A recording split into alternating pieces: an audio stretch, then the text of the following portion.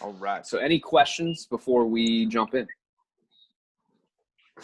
No, And it could be anything from the last few weeks. All good? Yeah. Cool. Could it be from the training? Sure. If you have a question, ask a question. Today I had the chance to do what it was supposed to do, the hinge and the stuff, but Yep. I had to run and I couldn't do the other part of the like the split squat and the skyer is the ones that I'm doing.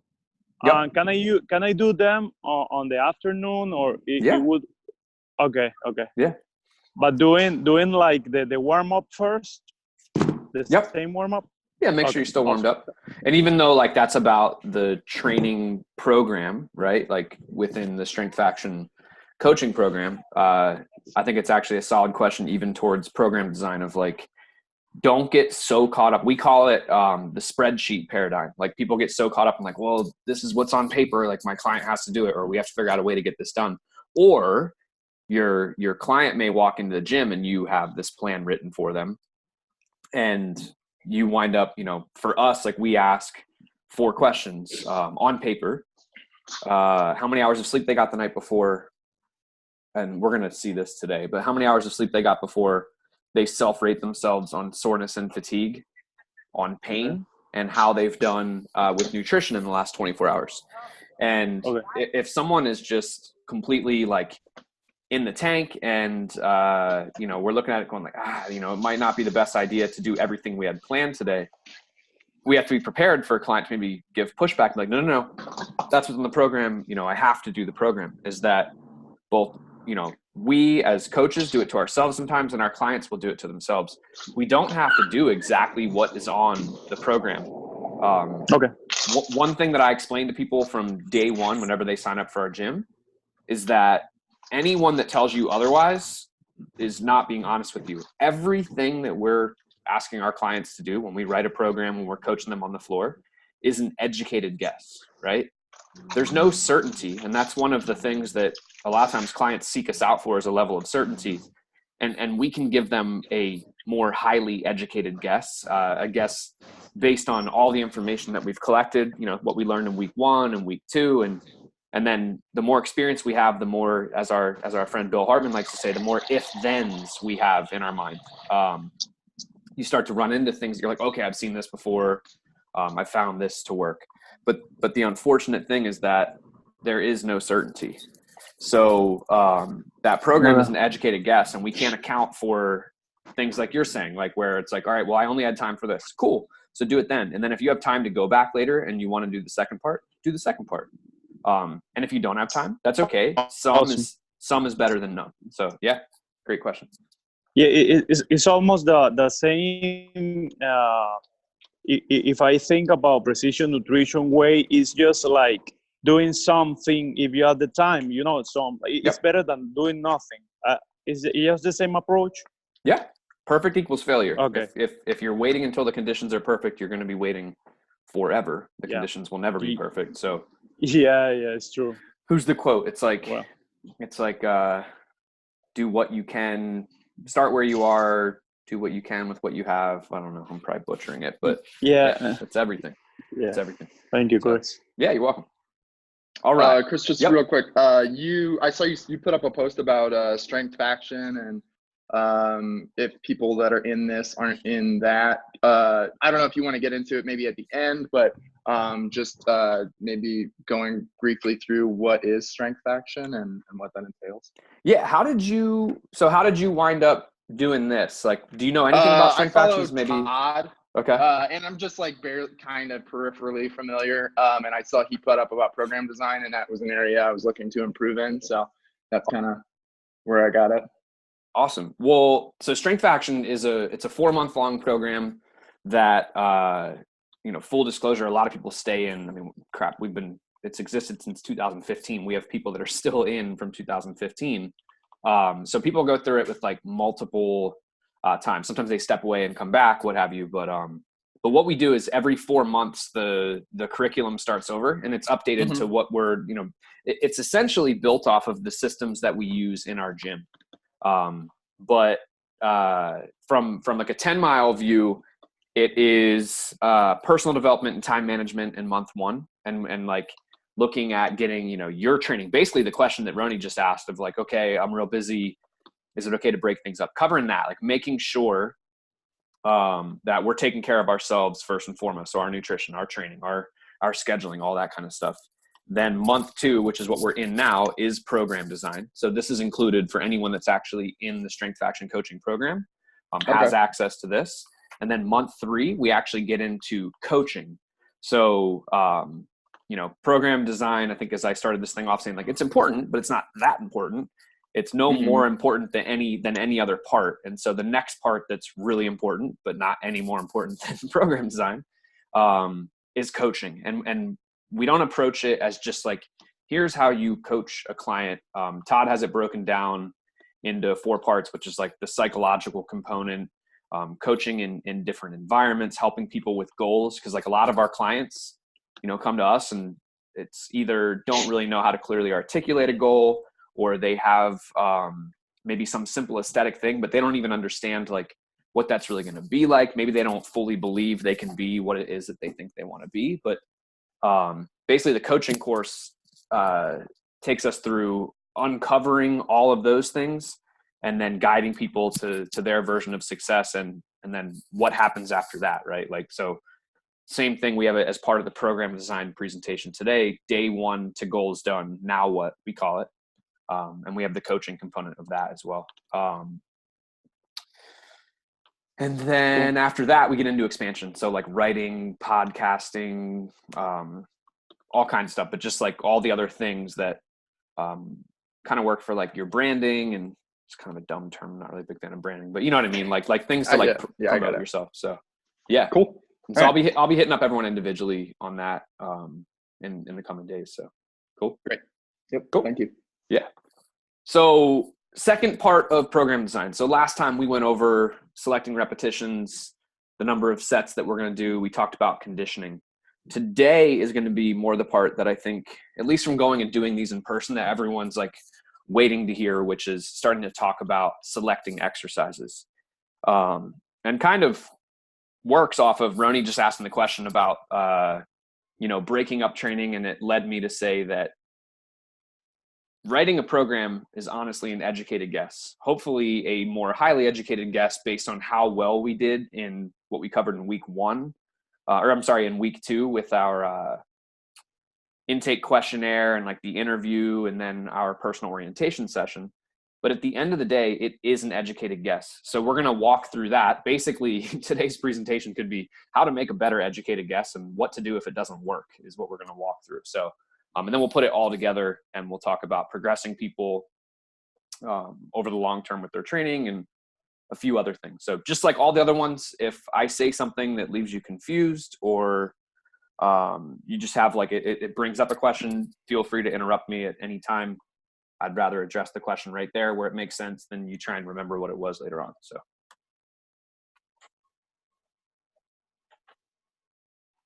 Come on, there we go. I'm going to reduce the size of this. So, selecting exercises. Anyone ever feel like this? You go to sit down to write a program, and especially earlier in a training career, and I mean, at times I still do it. Of course, a saw starts up. Am I coming in clear with that going on in the background? Yeah. So you sit down to write a program, and it can be easy to think, okay, I could do any one of these million exercises. Think of all the hinges that you could think of. Think of all the row variations, all the pressing variations, right? It's very easy to get overwhelmed. So we want to break this mindset, because just because we can doesn't mean that we should, right? So keep that in mind as we walk through this. So we're familiar with the programming sheet. We've been looking at this the whole time. And remember this, that training equals intent. So when it comes to selecting exercises, one thing that we can do to break that thought process of so many exercises, so little time, is think about the intent of whatever section it is that you're dropping in the exercise. So is it during power, where it might be the power exercise, could be the core that, like we talked about it, it's not just randomly selecting a core exercise. It's selecting an exercise that gives appropriate challenge to their postural integrity, right? So now that starts to get us to limit, like, from everything we could do to, oh, okay, what position are we trying to challenge? What makes sense for this individual? Now we're going to get to that more educated guess. And then below that, their mobility. We'll talk about that a little bit more later. And then same thing with strength, right? Well, what's our intent? As we talked about last week, it's to incrementally add more load to compound movements, right? We get into assistance, and the assistance options here really depend on the goals, like it always does. But different planes of motion. We talked about, more volume, single arm, single leg. But you look at, for this person, what makes sense. And we're going to talk in a little bit about a little bit of an additional assessment, or at least a mental drill that we can do to more intelligently make quick, educated guesses. And same thing with conditioning. What do you guys see there? Basics kill or basic skill? You got it. So basic skill, and the saying goes, because the basics kill. And this really goes back to, we've been working with a federal law enforcement group since 2014. And when I first went out there, I got to observe their current training, which was guys doing whatever they want in the gym. No real oversight. Like no one's really watching what they're doing, saying, okay, let's get you on a program. And I saw a lot of crazy stuff, and I was like, all right, well, how can I kind of bring them to embrace the basics, right? And so I thought about it with, like, okay, I'm not an expert by any means in shooting, but I have an idea of what they go through. And so I started asking some of the guys who I had a little bit of rapport there, who kind of brought me in the door, was like, walk me through basic, like, handgun, right? And so they start explaining to me that it's not, you don't go to the range for a while. You start off in a classroom. You talk about safety, right?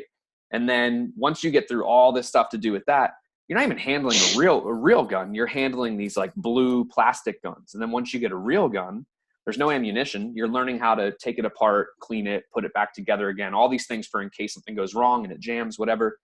Then when you finally actually do get to the portion where you're going to go shoot, you're not starting off from even 10, 15, 20 yards away. You're starting off from whatever it was, like 5 to 7 yards away, and just the most basic. And so I went in and I was like, training is a lot like your firearms training. Like physical training is a lot like your firearms training. The basics are what kill. Because I kind of made the joke of, like, okay, so when you guys go out, like, is it day one that you learn to, like, run and tumble and do, like, some Rambo stuff and shoot? And everyone's like, yeah. And I'm like, okay, so then, like, day two, like, no, oh, day two you're doing, and sort of talk through, like, the progression of what I knew about what they were doing. I was like, well, it's the same thing with training. Like, we don't ever really do the Rambo shit. It's just that we become that much better at executing the basics. And when we can execute the basics better, like, you guys can continue to do that stuff under pressure and high risk situations. Well, with strength training, and not just strength, but power, conditioning, all these things, it's not that we need more advanced exercises. It's that we become more competent with the basic exercises, then we are able to better express whatever the quality is that we're after, be it power, strength, we're trying to build volume, our conditioning component. The more competent that we are, the harder that we can train appropriately. So basic skill, because the basics kill. In other words, I'm not really trying to ever get away from basic exercises. Every now and then, for novelty purposes, sure, maybe we'll do something fun. Well, it can all be fun, but do something, just for the sake of novelty. But depending on the goal, we got to make sure that has a place. So why the basics? That's why.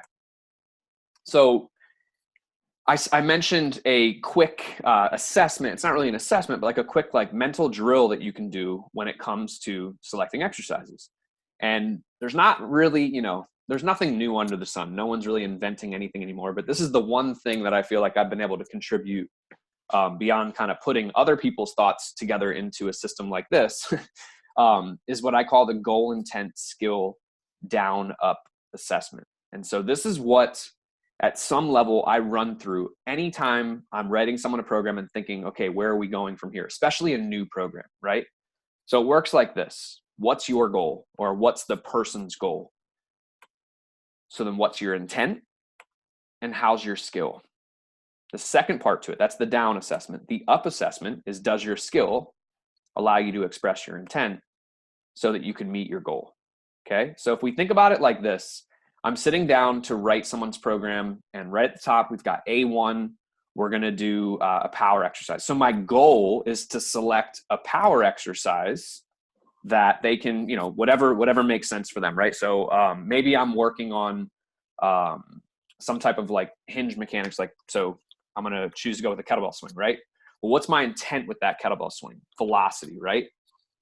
How's their skill? Do they have the skill? Do they have the competency to be able to go in day one and do a kettlebell swing well, do it safely, do it with a high level of velocity, right? Does their skill allow them to express their intent so that they can meet their goal, right? We could do the same thing with strength. Like, is a front squat a good exercise for getting someone stronger? Sure. But so maybe it passes, the goal, right, is strength. So the intent is to incrementally add load. Could we do that with a front squat? Sure. But now for this individual, how's their skill? Well, actually, I don't think that they've ever front squatted before. Well, with what we want and the time frame that we have, do we want to spend the time teaching? There may be a reason why we want to. Or is it something where maybe we could stick with a safety bar squat? We could stick with, if they know how to do cleans, we could do double kettlebell front squat. We could do a reverse safety bar front squat. A lot of other options. But the big thing is, does their skill allow them to express their intent so that they can meet their goal? That's the goal, intent, skill, down up assessment. I use it. You start to get quicker with these things. It's not like you run it through on every single choice. But if you find yourself staring at the screen thinking, so many choices, so little time, what the heck are we going to do? Do that.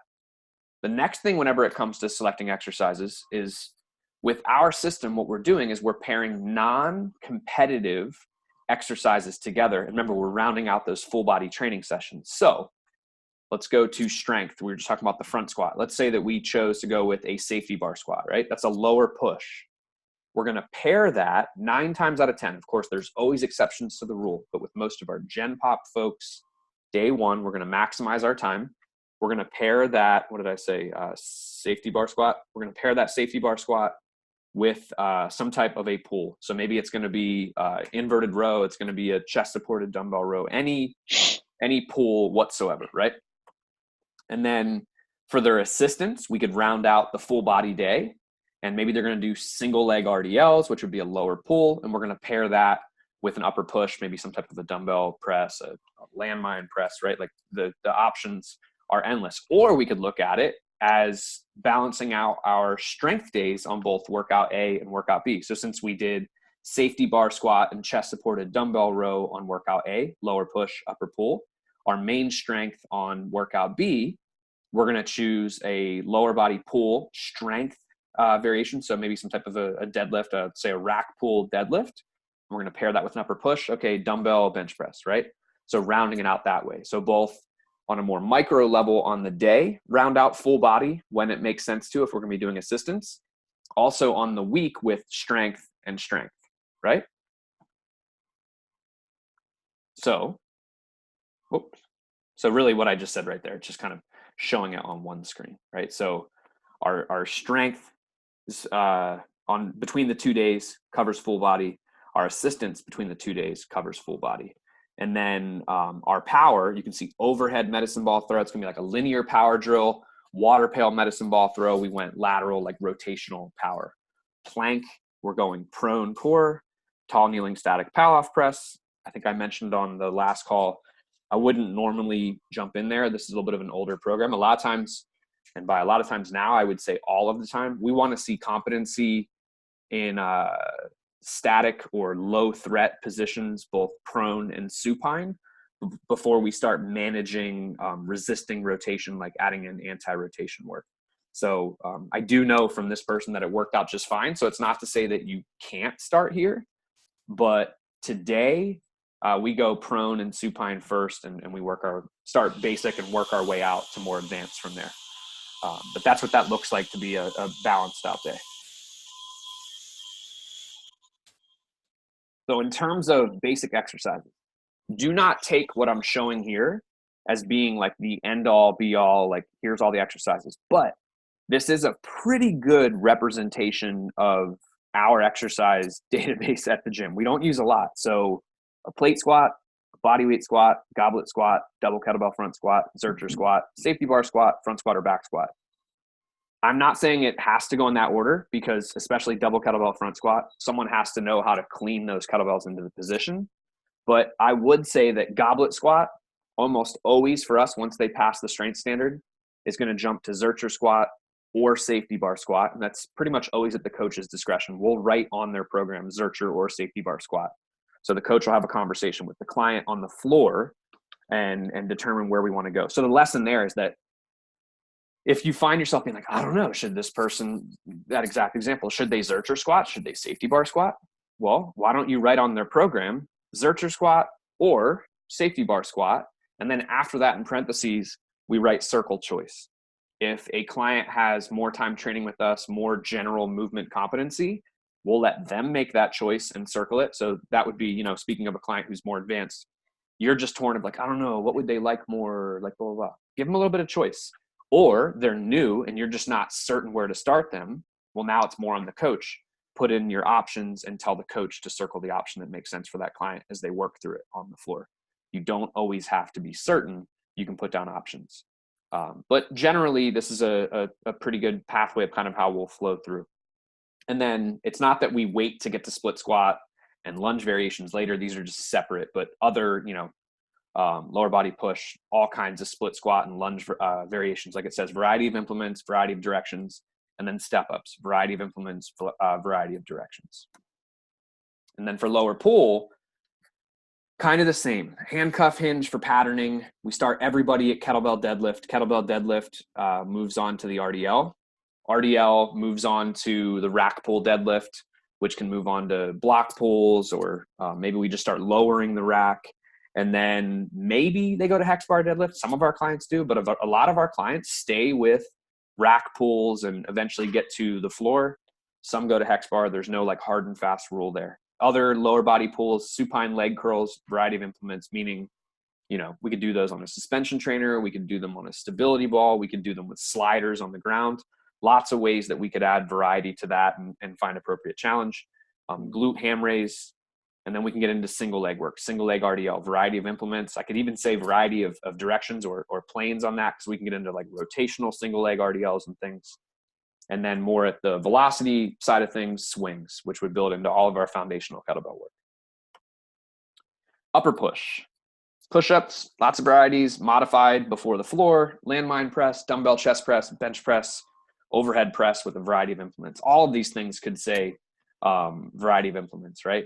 So you might notice that the lists are getting shorter as we go, but when it comes to pushing, like in presses, like we really don't use a ton of variety there. Why? Because we want our people to have competency with the basics. All of these things, like even think of bench press, we could change up the angles. There's a lot of ways that we can still add appropriate variety.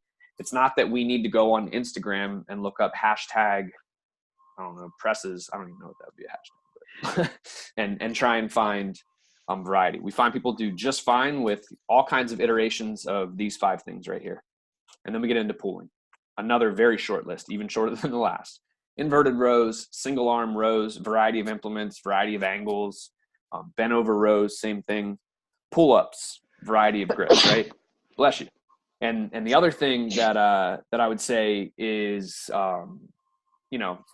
it's still kind of covered, but don't just think of, like it says, variety of implements. And why I said variety of angles is don't just think like, okay, that's like a bent over dumbbell row. We could go nuts with that, right? Like we could go knee on bench dumbbell row, a 3-point dumbbell row, but then we can get into cables, and that's where we can be pulling from all different angles and everything. So even though you only see 4 options there are a ton of options within those 4. And even like, I'll take it a little bit further, not to overwhelm you, but I just want you to think like, with a very limited menu, how crazy you could go. So even inverted rows, we can make it harder by keeping the height of the TRX the same, or jungle gym, whatever we're using, and walk the feet in so we're at a lower angle. We could make it easier by walking up.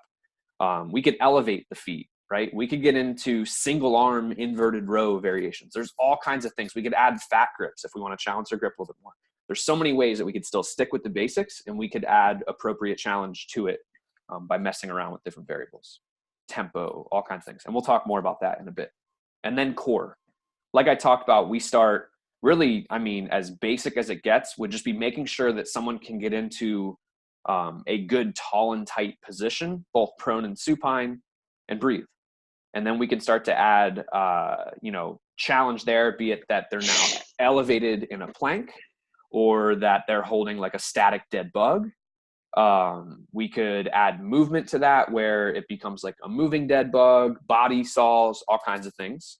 Glute bridges, pow-off presses, chops, lifts, get-ups, crawls, and carries. I'm sure we could add some more there. But, list out your core exercises. That's the majority of what we use. We don't go nuts with our exercise menu there. And then power. This could be a huge list. Like I talked about in last week's call, we listed out a whole bunch of stuff. But for most of our Gen Pop clients, med ball throws is probably the most popular thing we use. Kettlebell work, jumps. I mean, that's the majority of our clients right there. Some do some very basic Olympic lifting variations. But again, we don't have a huge exercise database. But training equals intent. Remember that.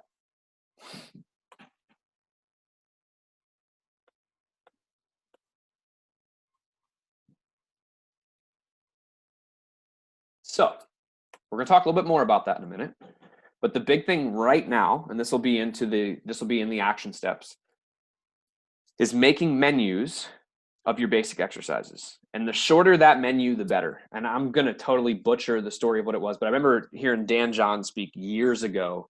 There is a coach who specializes in training mountain bikers. I think it was like the downhill type mountain bikers, who only trains people with essentially, the HKC or whatever movements, which is like the goblet squat, the get up, and the kettlebell swing.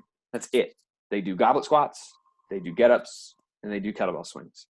So these guys can travel. They can throw, a few kettlebells in the car.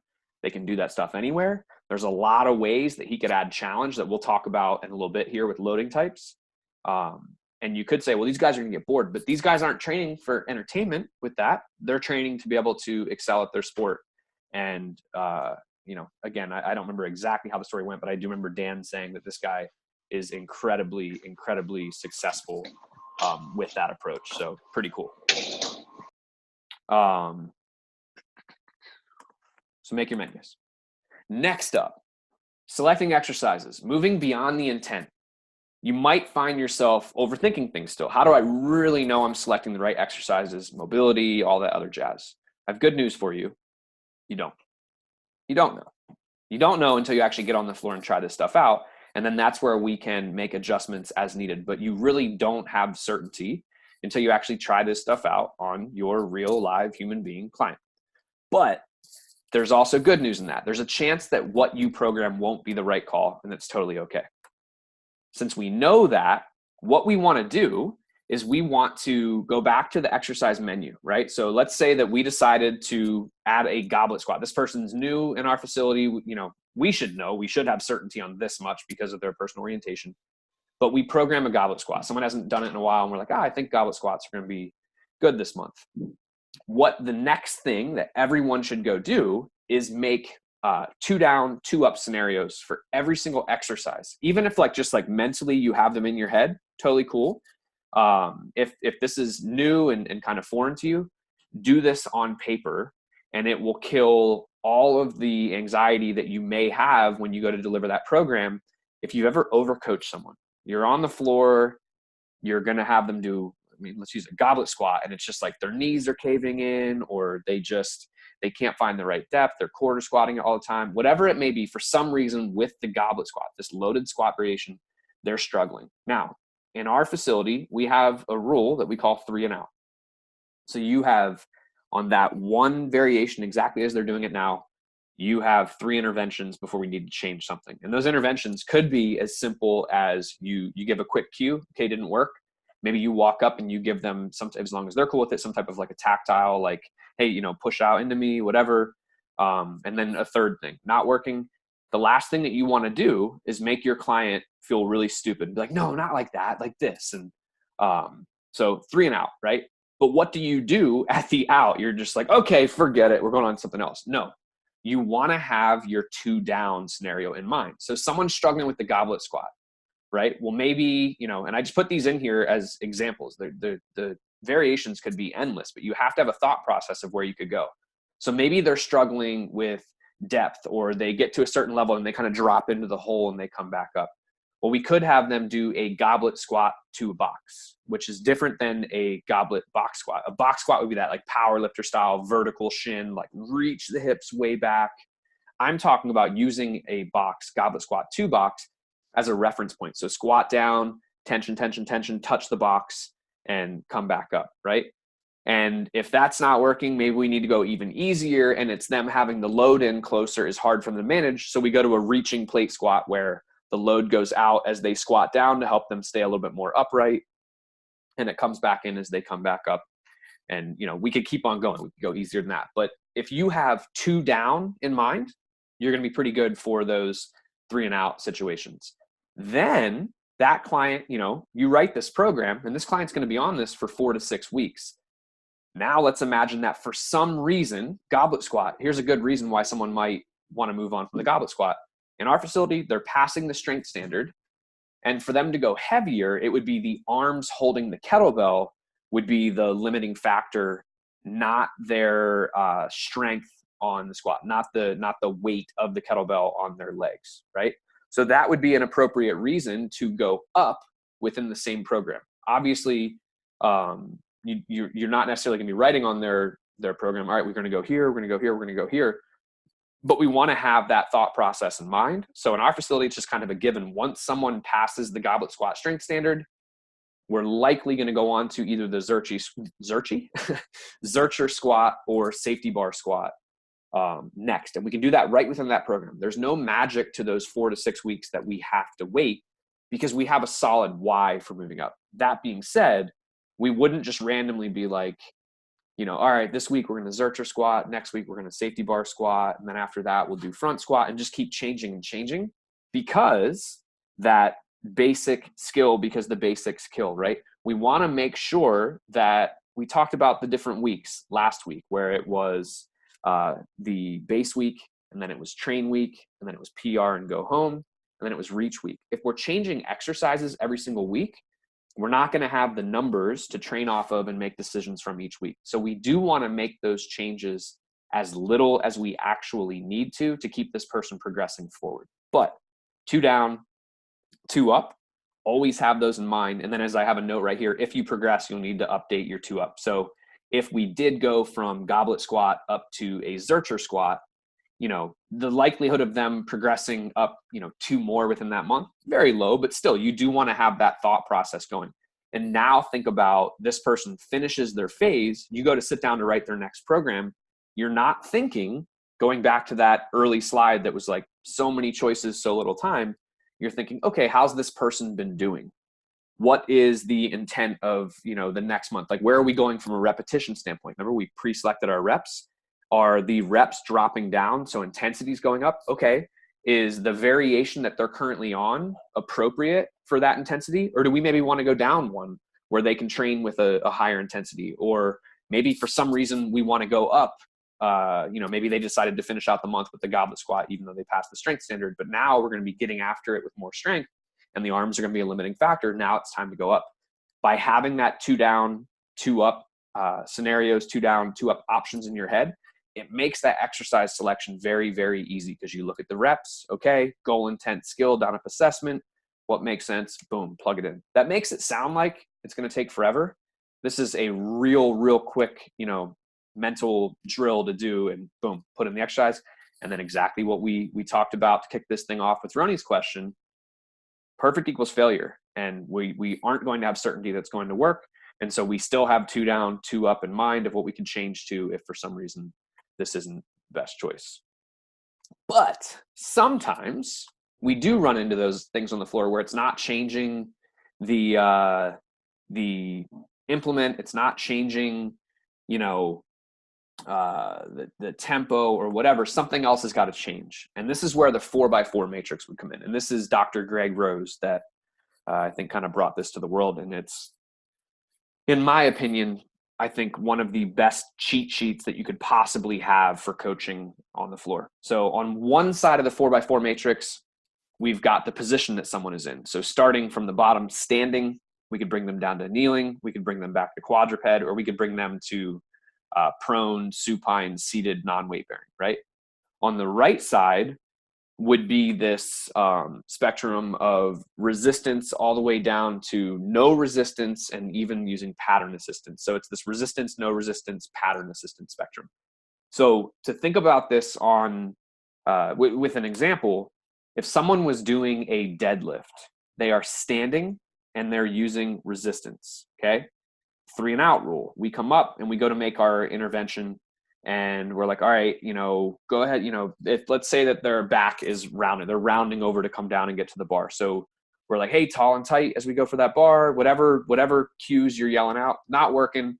All right, we got to change something. Well, what we could change is something on the left. We could move them down to kneeling, or something on the right. We could move them down, and it doesn't need to go linear. Like we don't have to go from 4 to 3 and then from 3 to 2. We could jump to wherever, right? So someone's standing, resistance, deadlift, and they're back rounding. Okay, well, resistance with pattern assistance would just be, an example would be taking a PVC pipe and placing it on their back and saying, hey, find those 3 points of contact, tailbone, between the shoulder blades, and the back of the head. Get long, get tall and tight, right? And maybe they do that and they're like, oh, there it is. And then boom, they deadlift perfectly well. Okay, so 4-3 took care of the problem. Maybe that doesn't work. So we're like, you know what? It's a lot to manage standing. Let's bring them back. Quick reminder, we'll take them to kneeling and we'll have them do, or you know what? Let's skip kneeling. Let's go to quadruped and let's have them do cat-cow, right? So that they feel like they get up into the cat position, the scared cat position, their spine's rounded up real tall. And then, all right, let's go cow position. If you're ever wondering why it's cow position, it's the udders. When I learned that, my mind was absolutely blown. I used to say cat camel, which is what people say, but cat camel makes absolutely no sense because they're both a hump. And then Marco Sanchez, who was working for Mike Boyle and was coming through our facility for the CFSC at the time, said that they call it cat cow, and that's why, because cat camel is wrong. And I was just like, holy crap, it was worth every dollar of this.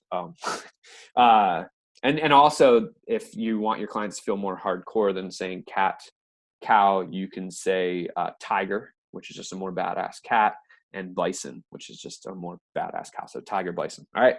That's bonus material. That's not really part of this course, but you're welcome for that. So we take them to quadruped and we have them go into that scared cat position. We have them go low into the cow position, the udders, right? And now we're letting them know, like, hey, that's what it feels like to be rounded over. This is where you were. We don't want to go to the extreme, the cow position, right? Let's find that neutral position. Okay, so we're quadruped. And they're like, oh, okay, there it is. Now we can bring them to kneeling. So now they're tall kneeling on both knees. And we're telling them, hey, let's maintain that tall and tight position. And we can have them reach their hips back and come back up, just repping that hinge position. All right, you feel that. You feel what it's like to move through your hips and not steal from your spine. All right, let's bring it back to the feet. And now maybe we go to resistance pattern assistance. We put the dowel on their back, or maybe we decide to go no resistance pattern assistance. We put the dowel on their back and just have them rep it standing now. Okay, bring it back to the bar, things work out. And obviously we could give infinite examples here, but really when it comes to making changes on the floor, these 8 things, the 4 positions on the left, the 4 variations of no resistance and pattern assistance to resistance, would be the 4 things that you can change on the right. This is your cheat sheet for putting people in better positions to be successful. Chris, real quick. Yep. That whole regression and then back, would you do that in a single session? Yeah, I mean, yes. And I'll say this, like, because we've had coaches in our facility make this mistake before. And so I'm actually glad that you asked that question. As little as you need to, right? And I mean that in terms of the duration of time. So it's not like someone's struggling using that. Let's say they were doing a rack pull deadlift and they were struggling to get in that position for some reason. Now that the bar is in front of their shins, they were kettlebell deadlifting perfectly fine. The weight was between their heels. It kind of got them to reach back into that position naturally. Now that the bar is in front of their legs, should be against their shins, but it's in front of their legs. For some reason, they're like rounding over to get to it. So obviously, I want to make sure that we're not lifting from that position. So I decide to go to pattern assistance. I put the PVC pipe on their back. I help them find that long position. Now, it's not to say, okay, for this program, we actually needed to regress to rack pull deadlift with PVC pipe. No. Right.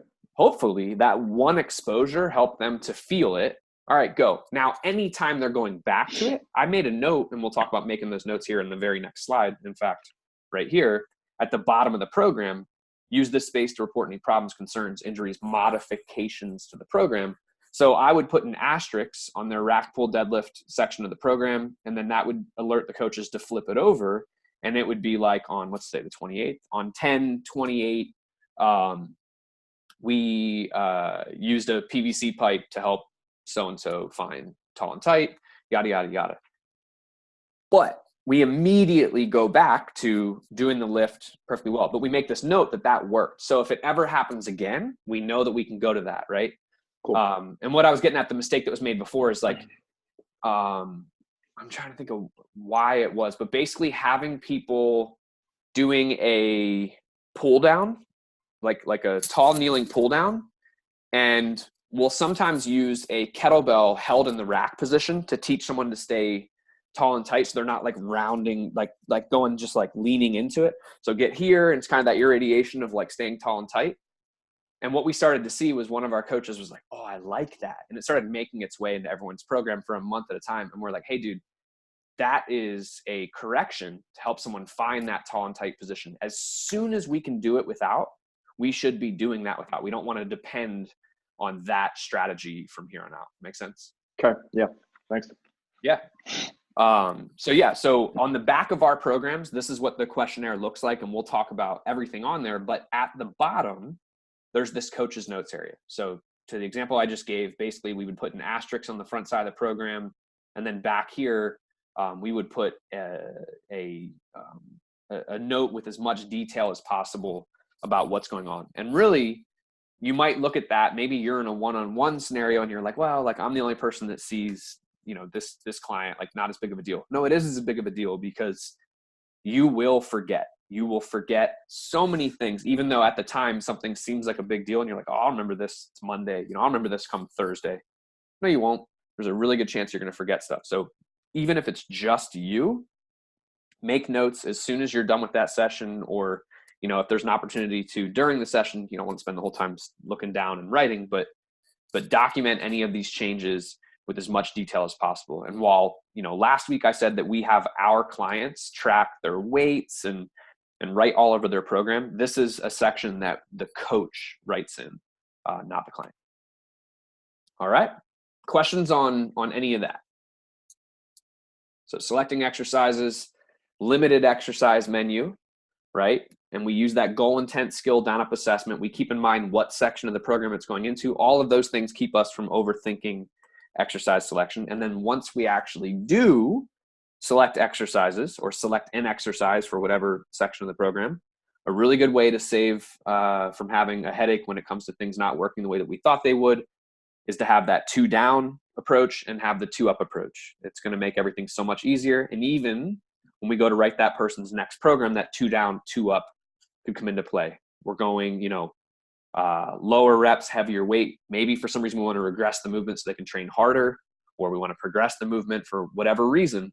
But keep this stuff in mind, and it will keep your life easier. Okay? So now going back to our assessment, we talked about this before. What are we looking for with the FMS, right? So I'm not going to spend a ton of time because we put a video in there. We talked about this a whole bunch. But the FMS gave us all this information.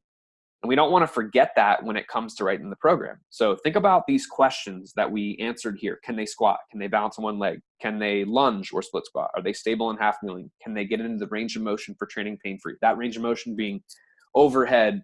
Can they pass the midline with their rows and their presses without losing control? of their shoulder? Can they dissociate their hips? Can they hinge? Can they touch their toes? Can they plank? Can they do a push-up? Can they get into a quadruped position? And are they able to resist rotation, right? So we answer all those questions, and then we keep this in mind. We had our non-competitive exercises, right? Now we're going to bring the two together. So I'm going to move this box out of the way here. So you'll notice super advanced graphics here on the right. I did make this with shapes in PowerPoint, so I just wanted to brag for a second here. But what we're going to do is I'm going to show you with the FMS and this little lower push, upper pull, upper push core, how the FMS actually drops in to help you audit your programs real quick, okay? So deep squatting, lower push. Hurdle step, anytime that we're on one leg, okay? Well, that could have implications for lower pushing, lower pulling. It could even have implications for pushing and pulling if you decided to have someone do like a single leg cable row or whatever. Like, that's fine. So you have to think maybe a little further, but most of the time it's going to be lower push, lower pull anytime we're on one leg. Inline lunge, single leg balance supported. So lunges, split squats, anytime you're in a split stance. So again, I have in here traditionally, it's going to be lower push, lower pull. But if you decide to have someone do a split stance, cable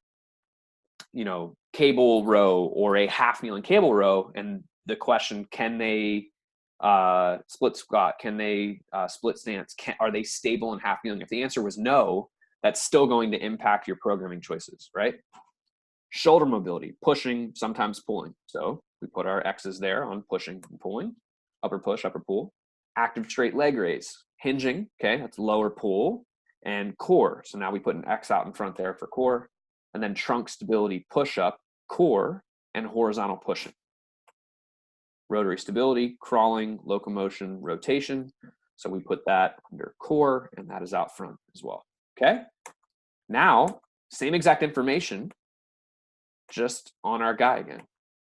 So now what we can do is we write someone a program, and we had put in rear foot elevated split squat. And then we go and we like... Sorry, Chris, can Yep. you go to the back slide? Yep.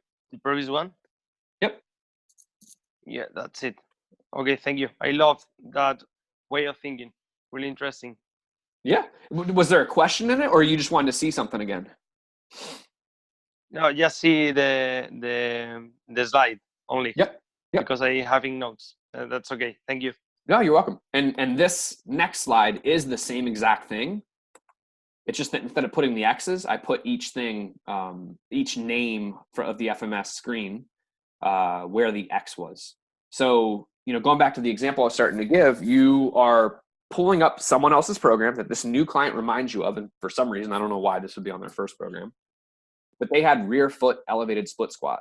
Okay, well, rear foot elevated split squat is a split stance type movement, right? But it's also going to take a lot of balance. So I'm going to be thinking, how's their balance? Can they split squat? And so I need to look at single leg, right? Their hurdle step. And I need to look at their inline lunge, because those are the two that answered those questions. And oh crap, they were 2-2 hurdle step, good, but they were a 1-1 inline lunge for whatever reason, right? I would have more notes, but it's just going to make me kind of audit that real quick and be like, oh, this is definitely not the best starting place for that person. Now, hopefully I have more notes that would tell me why and would guide me towards what I should be doing. And we also have notes from their personal orientation session, and I have a pretty good idea of how they move. But really quickly, I can audit the person's program that I'm looking at, keeping the FMS in mind like this. In terms of auditing it and making those decisions, let me get this box out of the way again. It should be helping me to answer this question. What do we need to do with this information? We may need to add things. That could be correctives. And I'm not necessarily a fan of the word correctives because I don't want to tell people that we need to correct anything. But it's a commonly accepted and used term, so I'm just putting it in there. But are there mobility drills? Are there stability or patterning drills that we want to drop in to help improve this person's movement or get them into the best positions to be successful? And this is where I always throw in, like, everyone is like, well, I'm using PRI. I can breathe anyone into a better position. I'm using FRC. Like, you just hammer that thing with intensity on the capsule and everything's going to be perfect. Well, I use DNS because, you got to go back to the way that you're moving as a baby and like you can cure cancer. I'm strong first kettlebells. Like you could fix anything with a kettlebell. Like that's cool. Right. And obviously I'm picking on every single one. I have experience at some level with all of those. All of them have a place in our system and all of them are used at times in our system, in our facility, because of the experience levels of our coaches and make their way into our programs. The thing that I'm getting at by kind of picking on all of them is that when we kind of choose a camp and that becomes our identity and it's like we see everything through that lens, it shuts us off from being open to whatever may help influence improving this person's movement. So instead of looking at things like, well, I do this, the FMS is a really cool, simple screen that just gets us curious about answering those questions and auditing our programs. But when it comes to adding things to our programs, that's where the cool drills that you learned from PRI, from FRC, from DNS, from your kettlebell, like some of the mobility like kettlebell work, all of those things may have a place. Now it goes back to kind of that goal intent skill down up assessment, even when it comes to selecting those drills and just making sure that we actually are positively impacting this person's movement with what we add. Removing things, contraindicated movements. It could just be that they had pain on the FMS. Okay, we want to make sure that whatever it was that was creating that pain, we don't want to recreate that pain in training. Could be their medical professional. And I always kind of put like an asterisk on this one. I'm not going to tell anyone that their doctor's wrong, but anyone that's trained people for even a little bit of time has probably run into the client that comes in that's like, well, my doctor said that I should never squat or I should never lunge. And it's like, okay, like obviously there's some type of a reason why your doctor thinks that. And the biggest thing is I would like to understand really why that is.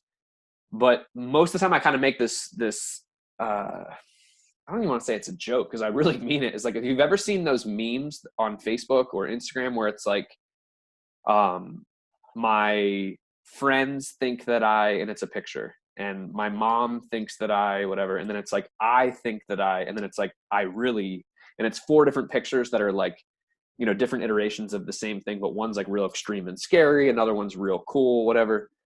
That's what, like, most of the time when someone's coming in and saying, my doctor said that I shouldn't squat, is their doctor pictures them going to like some personal trainer that's going to, load them up with like plates, tons of plates on both sides of the bar. And they're just like dropping in with crappy form and everything goes to shit and leads to injury. Right.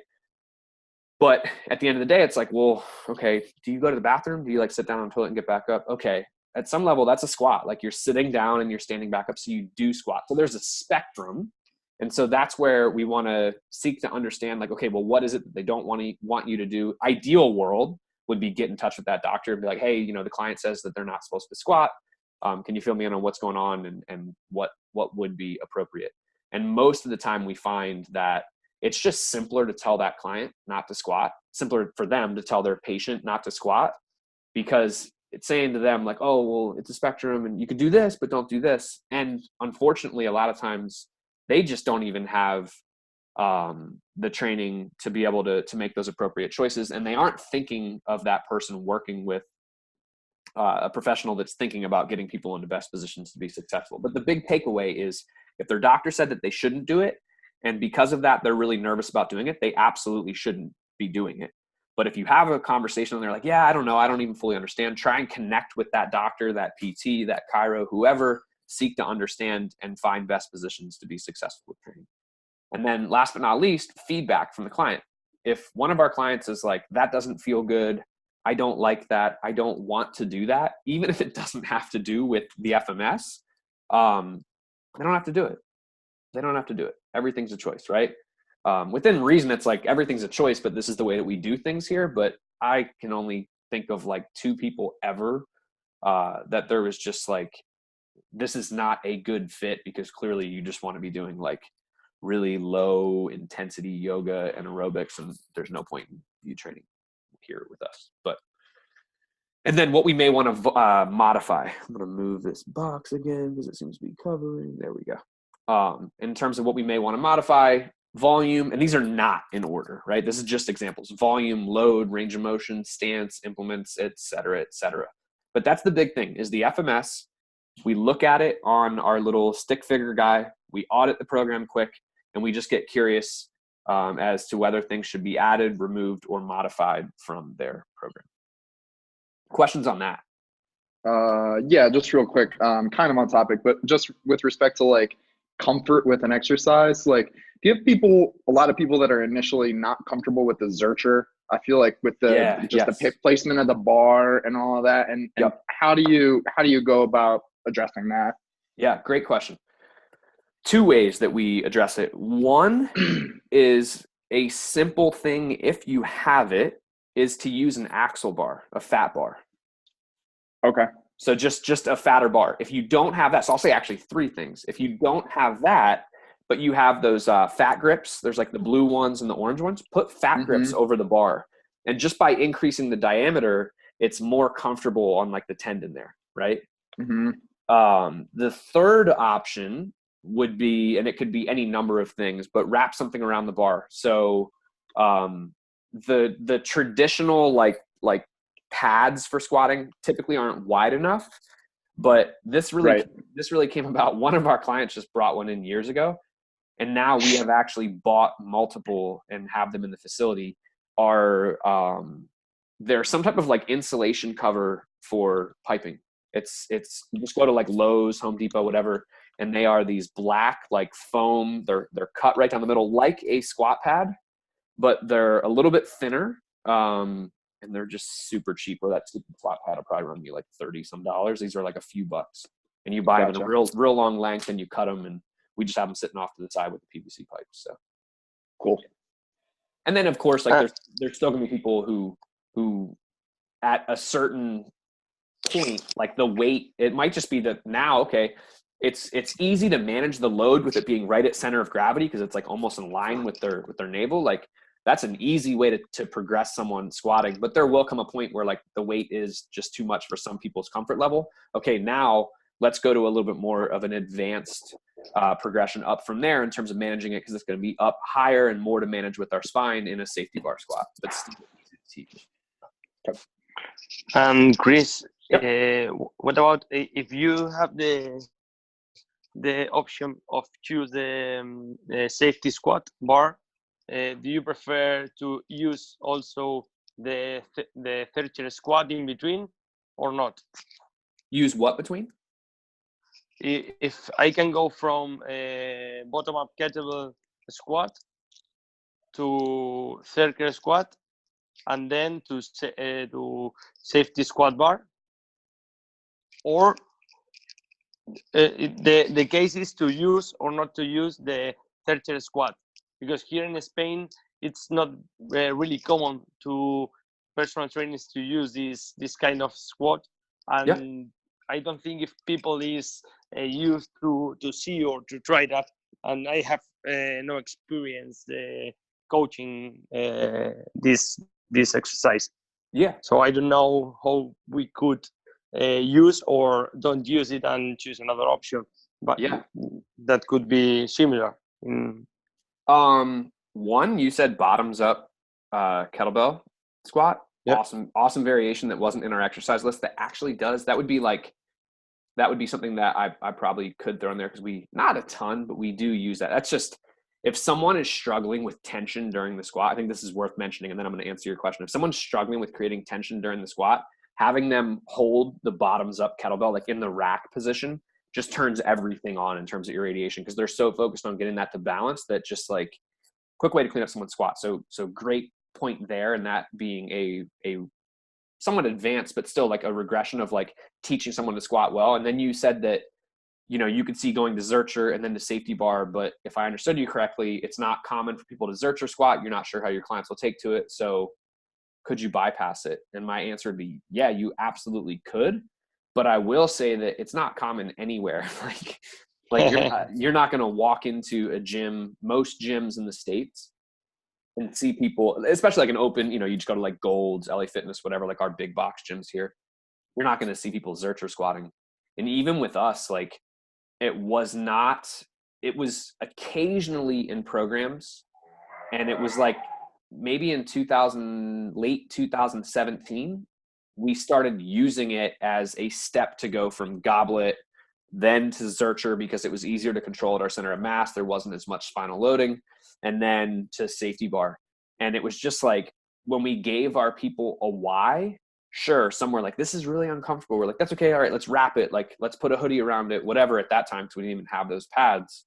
And no one was like, well, this is weird. I don't see anyone else doing it. When we gave them a solid why, they were just like, okay, cool. And it went great. So. Okay, thank you. Yeah, I would say, but you said you don't know, you're not comfortable coaching it or you haven't coached it. Here's what I say. Anytime we're going to do something like that, experiment yourself. Just go ahead and I will try. I have bought just this week a safety squat bar for training because I have seen you in the videos, and it's really, really comfortable, but it's a bit difficult to go straight down with the bar because the weight goes forward too easy, and it's a little hard for control for some clients. And it's interesting because it takes a lot the squat pattern. I haven't tried never the tertiary squat, and we'll try maybe someday this week for try and tell you. And it's I'm kind of getting into coaching with it a little bit, but I mean, because you said you've never really done it and you're experimenting with it. The big thing with the safety bar is, and this is the most common mistake that we see, is that when someone walks into it, if they take their hands off, it should be balanced, but the handles should be facing basically out. You don't want them angled down. If they're angled down and they're holding it like this, I don't know if like it's going to like push their head forward and then okay. crane their neck. So you actually want that middle pad to be a little further back, and the pads that are normally facing down to be forward across the shoulders, and it's almost balancing. You don't want to actually take your hands off of it, but it should almost be balanced with the handles facing straight forward the entire time, and it's going to feel a lot more natural. Okay, thank you so much. Yeah, mess around with that. Great tip. You're welcome. Krista just brought up one real quick. You were talking about with the bottoms up. Yep. And, for creating some tension during the squat, is that unilateral? Or are you talking like just one-handed, or? You could do either. Okay. A double bottoms up is definitely, so you have to think like with our clientele and most people in our facility who are going to do that, most of the time we're using it as something to teach tension. And so it's going to be a lighter single kettlebell, but heavy enough that they can't just muscle it like and hold, so single to start. But some of our more advanced clients, like where it's like we just want to get them, maybe we're doing some volume and we want them to be squatting with more tension, then maybe double. But you got to think for double, they've got to be able to clean it into that position. Yeah, it's super hard to get in that position. Sure. Super advanced. Yeah. Okay. Let me move this over. All right. So carrying on with the correctives, here's the thing is like, you might look at this list here. You're like, okay, we've got deep squat, hurdle step, inline lunge, shoulder mobility, active straight leg raise, trunk stability, push-up, rotary stability. And you're talking about correctives, mobility, stability, patterning. It can feel overwhelming, but the good news is that you're basically never going to have to correct all of those things. The only things, with maybe very rare exception, the only things in our facility that we are actually programming mobility and stability and patterning work for would be active straight leg raise and shoulder mobility. The rest of them, typically by taking care of those two things and then making sure that people are training in positions that are appropriate for them with good form, and as we call that, just kind of one concise statement, best positions to be successful, the rest of it kind of takes care of itself, right? So with that being said, obviously, just from a programming standpoint, I want to give the names. You'll get the slides in the post tomorrow. So you can go back and look up all these. Pretty much all of these are commonly accepted terms. If it's not there and there's something that you're like, I have no idea what that is, and you want a video, hit me up and I'll send you a video because we have all of these filmed, I believe. But mobility, stability, and patterning exercises, that's pretty much it. Every now and then we might throw something in because we're trying to get something done and some of our traditional stuff isn't working. But for the most part, we use like those 5 mobility exercises. There's another, 1, 2, 3, 4, 5, 6, 7, 8 different stability motor control exercises and 3 patterning exercises. And so those are our most common that we use for active straight leg raise. And then for shoulder mobility, we don't do a ton of patterning stuff for shoulder mobility. So it's really just mobility and stability motor control. So we have like 4 common mobility drills and 6 common stability motor control drills. And even with shoulders, the biggest thing is like, you can, with all of these, you should see immediate change. It doesn't mean that change is going to stick. But what you can do is start to determine, is it more of a rotational or is it an extension issue? So what I mean is you could do like lumbar lock T-spine rotation. You could do that and then immediately recheck their shoulder mobility. Is there an improvement? Okay, they're responding well to that. No change. Okay, then let's go ahead and check a rotation. So like rib grab T-spine rotation, immediately recheck. Okay, we've got an improvement. All right, like let's go down the path of working on rotation is one approach that we'll sometimes take. But again, short list, really just looking at picking the one that we're seeing them respond well to, and then it's filling into their program. Like we said, the mobility one's going to go in their A3, and stability motor control is what we're going to drop into their B3. As for everything else, it's about making appropriate exercise selections based on the auditing that we just talked about, looking at our stick figure, keeping the FMS in mind, and putting people in the best positions to be successful. So the screen really is just giving us that information to help us put people in the best positions to be successful. Nothing more. There's no magic in it. It's not predicting anything. It's just there to help us.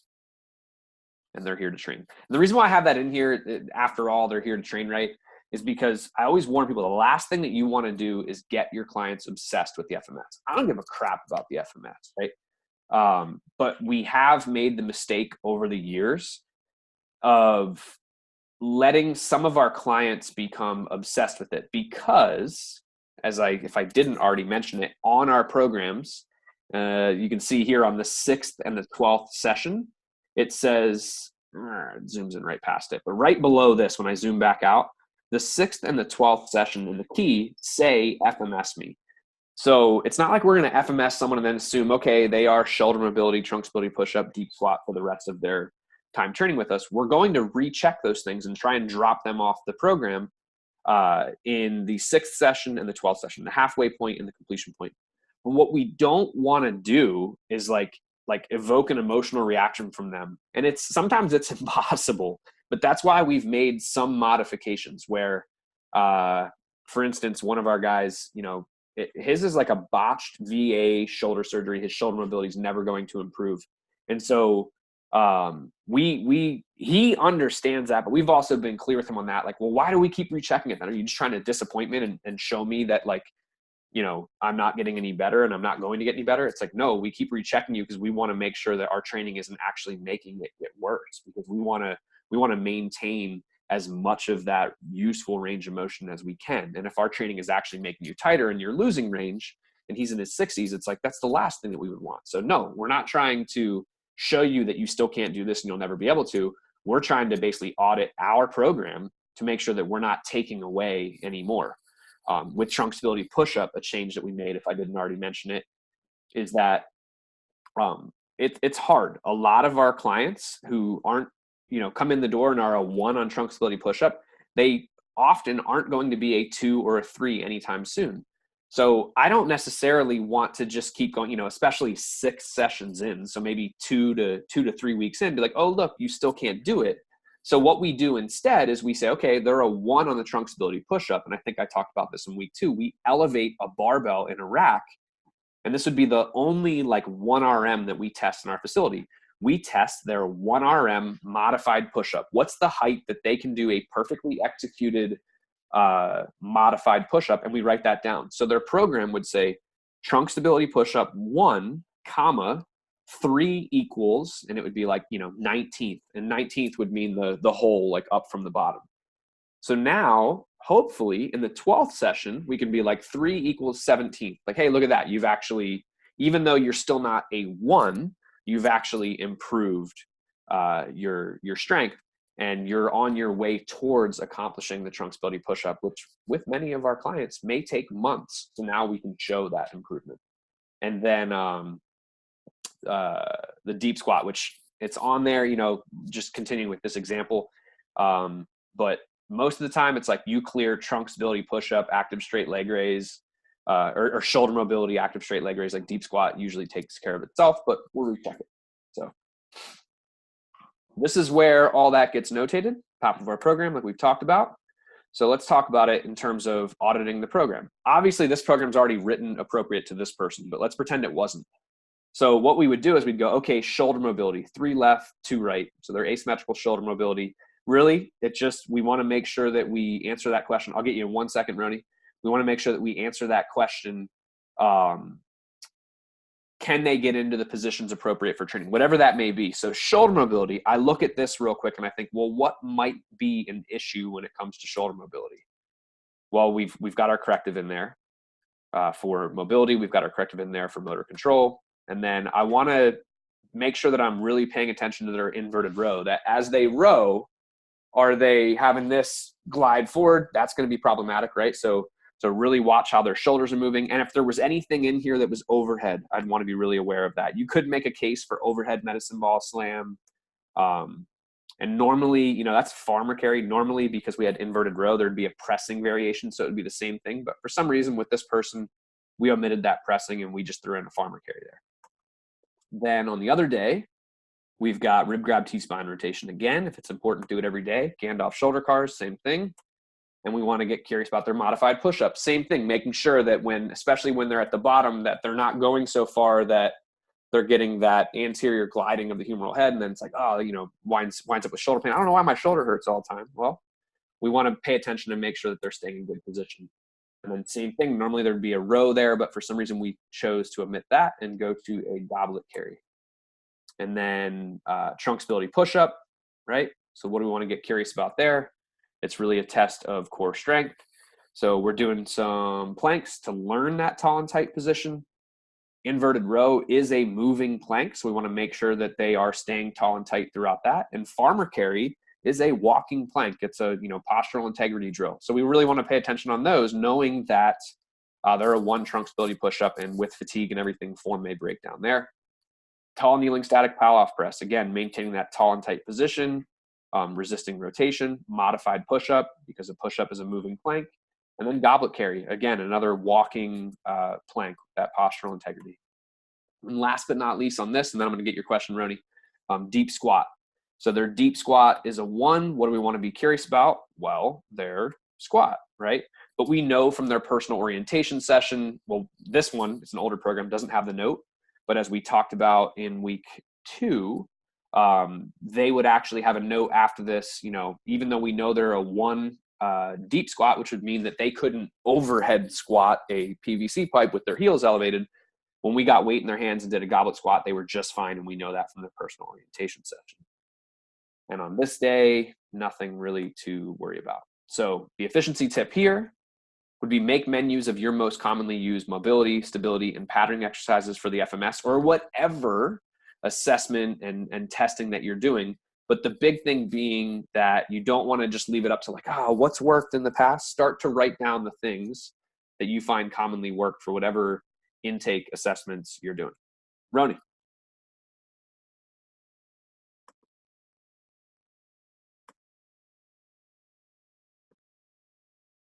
You're muted if you're trying to talk. Right, can you hear me? Yep, now we can hear you. Hello. You just said some time ago, like some minutes ago, about the mobility issues being solved by this single leg lowering and the standing and the things that you sent in the program. Yep. They will fit by themselves. Is that what I understood? So you're talking about this one right here. Whoop. Basically, all of your correctives are going to be active straight leg raise or shoulder mobility. The rest is about putting people in the best position to be successful. Yeah, that's it. It's, you know, well, probably because I've been in pain and it has been something that I've been dealing with. I have never trained someone with my pains, if you understand me. It's just Yep. that I'm solving my own problems, and it's kind of is for me it's difficult to understand that just by doing this I'm gonna repair myself, even though I'm feeling better. No, you know what I mean? Yeah. Like when we are gonna address someone who with mobility issues, only by doing those kind of hip or shoulder mobility, they're gonna get better, and also by improving their posture. But when you say like the tall and tie, sad dog, and um, all those illustrations that you have made us like realize, Yep. they will solve by themselves. Well, not by themselves. We're doing something, but only by doing this kind of exercises, we're gonna improve. So I want to draw a distinction between training and someone generally trying to improve their mobility, stability, patterning, and pain, right? Like if someone needs, like if like with what you're talking about, and I know from talking to you last week, like what you have going on when you came by and visited the gym, you're a case where we'd be referring you over to one of the medical professionals that we work with to get input on everything you should be doing on that end. So no, I'm not saying that our training is going to take care of pain and everything else. That being said, I have seen people come in who were dealing with different things, who sound training did make them feel better, right? But by no means were we being like, oh, you're coming in with all this pain, like training's going to do this, right? But sometimes people's pain is really because of things they've been doing up to that point. Like maybe, and it's not to pick on them. They're just popular right now. And so we have people coming in saying this. It's like we get people from a program like Orange Theory Fitness, which is a high intensity interval training approach. Like it's go, go, go. Okay. And people literally have said, it's a great program, blah, blah. I love it. It's like, cool. Like, well, what's bringing you over here? Well, the coaches over there are awesome, but they're really busy and they just don't have time to like help me with my form.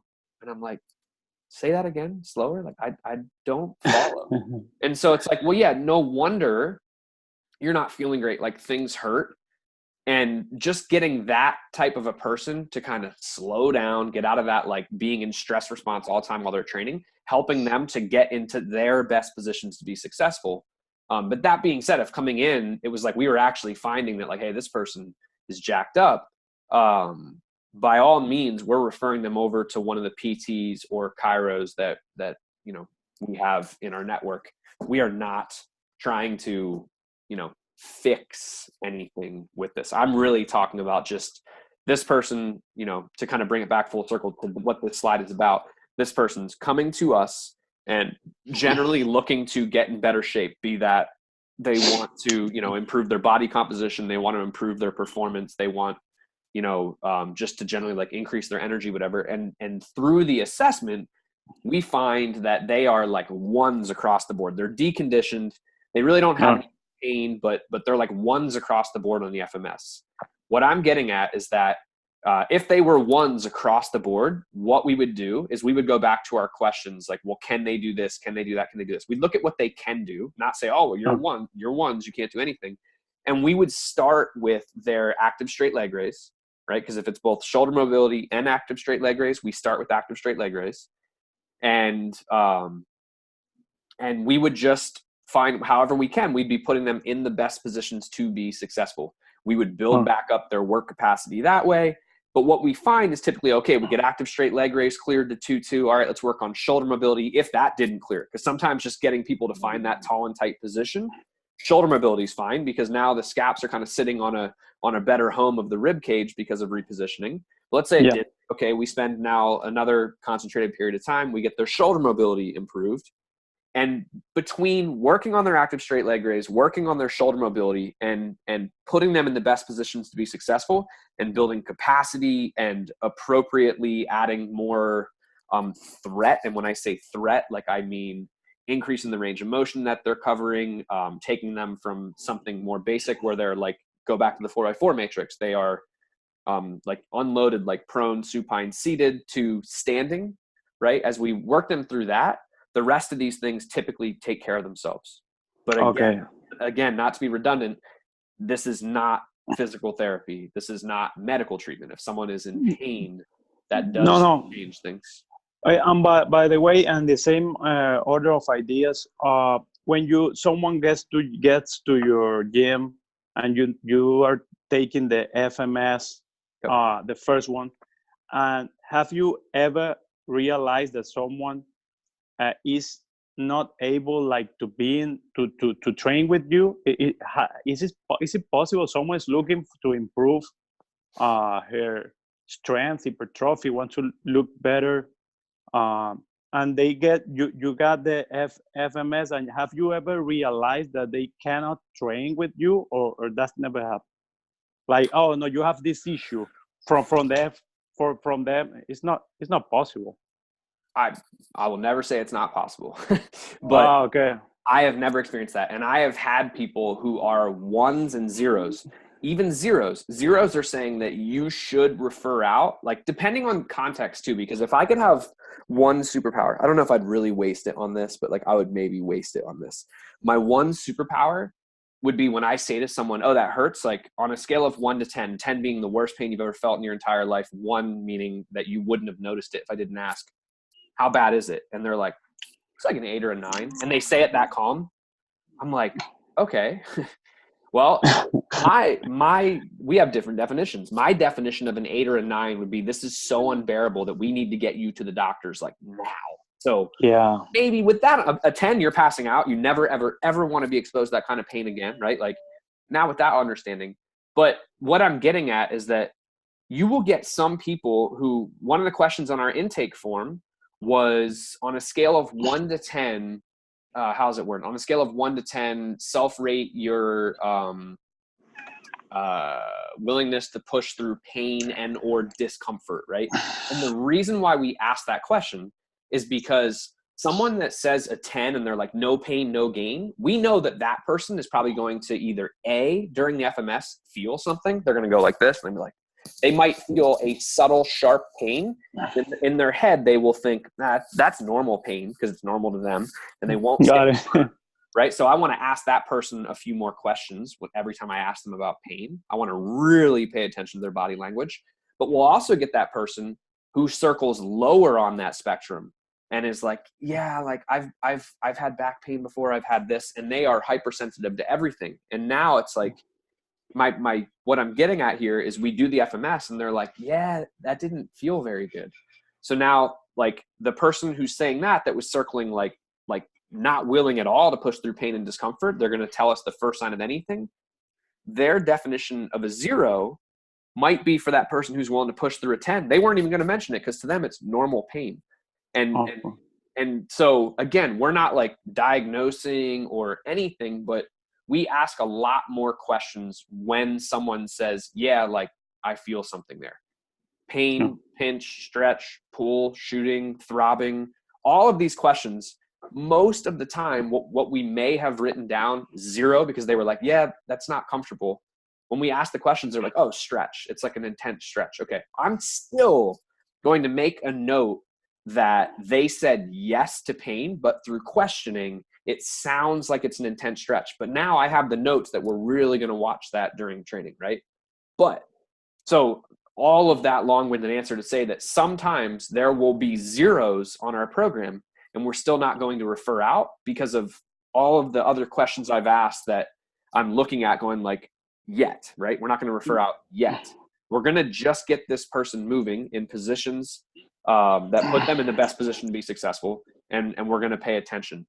But there are people who come in. And so I'm going to answer your question with like, is there anyone we've ever turned away? No, there's no one we've ever turned away, but there are plenty of people who we've said, hey, I would love for you to see someone like ASAP. Like we can get rolling. I've had dudes come in who have been in major like military incidences, shot, parachuting accident, all kinds of things where you might look at them and be like, oh my God, like we can't do anything. They need to see a doctor. But the doctor is actually saying, hey, maybe your right hip is trash and you can't do this, that, and the other thing. But yeah, I'd still like you to go to the gym and keep training your upper body. We can help them with that, right? So No, there's no one that we've ever straight up been like, you shouldn't be doing any type of training whatsoever. And I'm giving you this long-winded answer because there's no Still, like, you know, no black or white answer No. there, is it? Yeah. Well, thank you for It- standing for your answer, Chris. yeah. It depends. That's my short answer.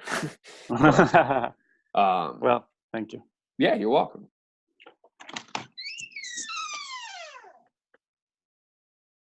Get back to where we were. Other questions on any of that stuff? Make sense? The pain one is always like the trickiest one. But yeah, I mean, so I'm actually really glad that you did ask that question, Roni. It's just like, and I think it's still worth saying, like, don't take that as me saying don't refer out if there's pain. I'm just saying if someone says something hurts or is uncomfortable, we should ask as many questions as possible to still carry into that, like putting them in the best positions to be successful.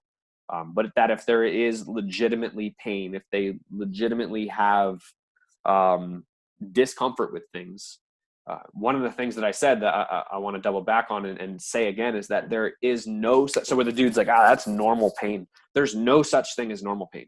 There should not be any pain, right? So we don't want to have someone doing that and be like, oh, like, but on a scale of 1 to 10, and they're like, it's like a 3, like I don't even hardly notice it. Like, okay, well, what does it feel like? Is it a stretch? Is it a pinch? Is it throbbing? Is it shooting? And they're like, it's a pinch. Okay, a 3 pinch, like they should never feel a pinch with that. So I absolutely want to kind of dig into that a little bit. So there I'd probably be saying, hey, have you ever had it checked out? Have you ever felt this before this moment? Yes. Oh, have you ever had it checked out? No. How long have you been dealing with it? Like a year? Okay. Have you ever had pain with training? Yeah. Okay. Hey, you know what? Like, I've got someone, I understand, you know, and maybe I say, hey, I'd love to have you see someone. They're like, I have before. Who'd you see? My doctor. And he just said, you know, whatever, like you're getting older. Okay. That's not a good answer. Like I have someone that I think would be good for you to see. That's how we would handle a conversation like that in our facility. But we wouldn't be like, so we have to stop here and you need to go see that person. We'd be like, but let's carry on. Like the reality is I don't want you to get a complex over this. Like it's probably, you know, nothing major. There's probably some simple things that they can do to help you. But I think that it would be awesome if we could get their opinion on this. And I've had people say no to that. And we're like, okay, well then that's going to make some changes with our training. And we're going to need to be really honest with each other about things. But more often than not, people are just like, okay, yeah, cool. Like, let me get his card. All right. And then I'll shoot that, like whoever it is they decide they want to see, I'll shoot that person a message and be like, hey, you should be seeing so-and-so. And then, you know, keep that open communication there with the client or their patient's permission. So long-winded answer, but great question and something that I'm glad that we talked about. So they're done, right? We wrote the program. We've gone through reps. We've gone through sets. We've gone through selecting exercises. We've gone through what to do if things aren't working. So they do that program and they go, nope, there's one more thing that we do need to program, and that would be cooldowns. And we could just get random, and there's some safe bets that you could make and say, like if we do something like this, they'll be good. But we can get a little more individualized with cooldowns. And one way that we can do that is we go back to the FMS and we have the press up clearing test. That's where they're in that push up position and kind of doing like Cobra and yoga, like arching up, going into extension. And we could look at their posterior rocking clearing test, which is like a child's pose in yoga. And even if they were negative, like this example here on both of those, at the end, I will say to someone, hey, did one of those feel better to you? And it's not to say that we're going to have someone cool down in Cobra, but just seeing how they feel with flexion and extension, and also paying attention overall to their FMS. If someone is taking a strategy of extension to everything, they're like 1-1 active straight leg raise, they're, you know, 1 trunk stability push up, and like right away they shoot to extension. I definitely am probably going to find more benefit of getting that person into more of a flexed position for their cooldowns. And I mean, honestly, it's rare that you're ever going to find someone who needs to get into an extended position for their cooldowns. But still, if you are paying attention to this and someone has pain with flexion during their posterior clearing rocking or their posterior rocking clearing test, and they say, yeah, I feel it in my low back, we want to be careful of going into the extremes of flexion with that. So we pay attention here and we individualize cool downs, and they go into the bottom of the program here. So there's lots of things that we do for cool downs. But like one common example here would be this person's doing deep squat breathing, which is they're hanging onto the TRX and they are letting the TRX like let them get really round. They're not trying to squat with great form. I mean, they're going butt to heels if they can, getting into flexion and really getting into a good exhaled position and just getting some quality breaths in there for a minute, ideally all breathing through the nose. And then crocodile breathing, which would just be like face down on the floor. If someone is skewing more towards extension, we can put like an AirX pad or something underneath their midsection to get them into a little bit more flexion and make sure that they're cranking into extension there. But basically just get them brought back a little bit more parasympathetic before leaving the gym, because if you've ever trained a client who's like, yeah, I leave the gym and I get a headache, they're probably still going out like just jacked up, like, you know, right off that conditioning or whatever they had to finish, heart rate still elevated, and then they go and they sit in their car. Not a good idea. So we want to get people cooled down before they leave the gym. All right, so we're getting to the end of everything. Program's written. We're going to be training this person for a while, right? So we want to track everything, measure so that we can manage. In terms of what we're going to track, well, we had in our intake questionnaire their goals, basically their why, and then how will we know that we are on track? What can we measure, right? So we definitely, just like we want to use the exact terminology that they use in terms of stating their goals, like, you know, I said it last week, like if they said, I want to tone up, we want to say this is going to help you tone up, not say this is going to get you leaner, because they're like, I don't want to get leaner, I want to tone up, right? There's a disconnect. Well, same thing with what they want to measure. They may say, I want to lose weight. And so you think, oh, okay, the scale makes sense. But what you don't know is that they're saying lose weight, but really they want to get back into some pair of jeans that they haven't worn in forever. Or, you know, they're saying weight, but they just want to like feel better. They want their confidence to be up. So we ask them, what is it that we can measure, right? And there's a few things that we're automatically going to measure in our programming. So for us, that's going to be, you know, the weights that they're using across the board.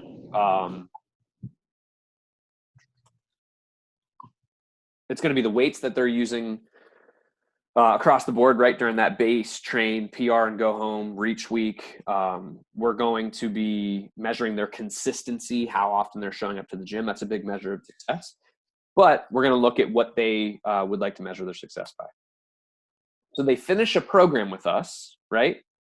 And they're going to fill out this completed program questionnaire on the backside. So the first question is, do you feel that you accomplished your goals for this phase? Yes or no? Do you have any questions, comments, or concerns about that? Goals for the next phase, so that, which is basically why. So someone says, goal for the next phase, deadlift 225, right? And maybe this person, like using the example I was before, weight loss goal, right? That's cool. I like that they're training for something that's not just focused on that outcome of weight, but all of a sudden they want to deadlift 225. So that now hopefully they're tying that into the big goal. Otherwise, this might beg the question, like, have we abandoned the original goal? Which does happen sometimes, right? So this just helps us to kind of keep awareness of how this all fits into the big picture. And then how will we know it's working? How will we know that the next program is working? What will make you, you know, feel successful with the program? And when will you be in next? A question that's very easy to overlook. But the more people that you train, it can be very easy to have someone slip through the cracks and show up to the gym the next day.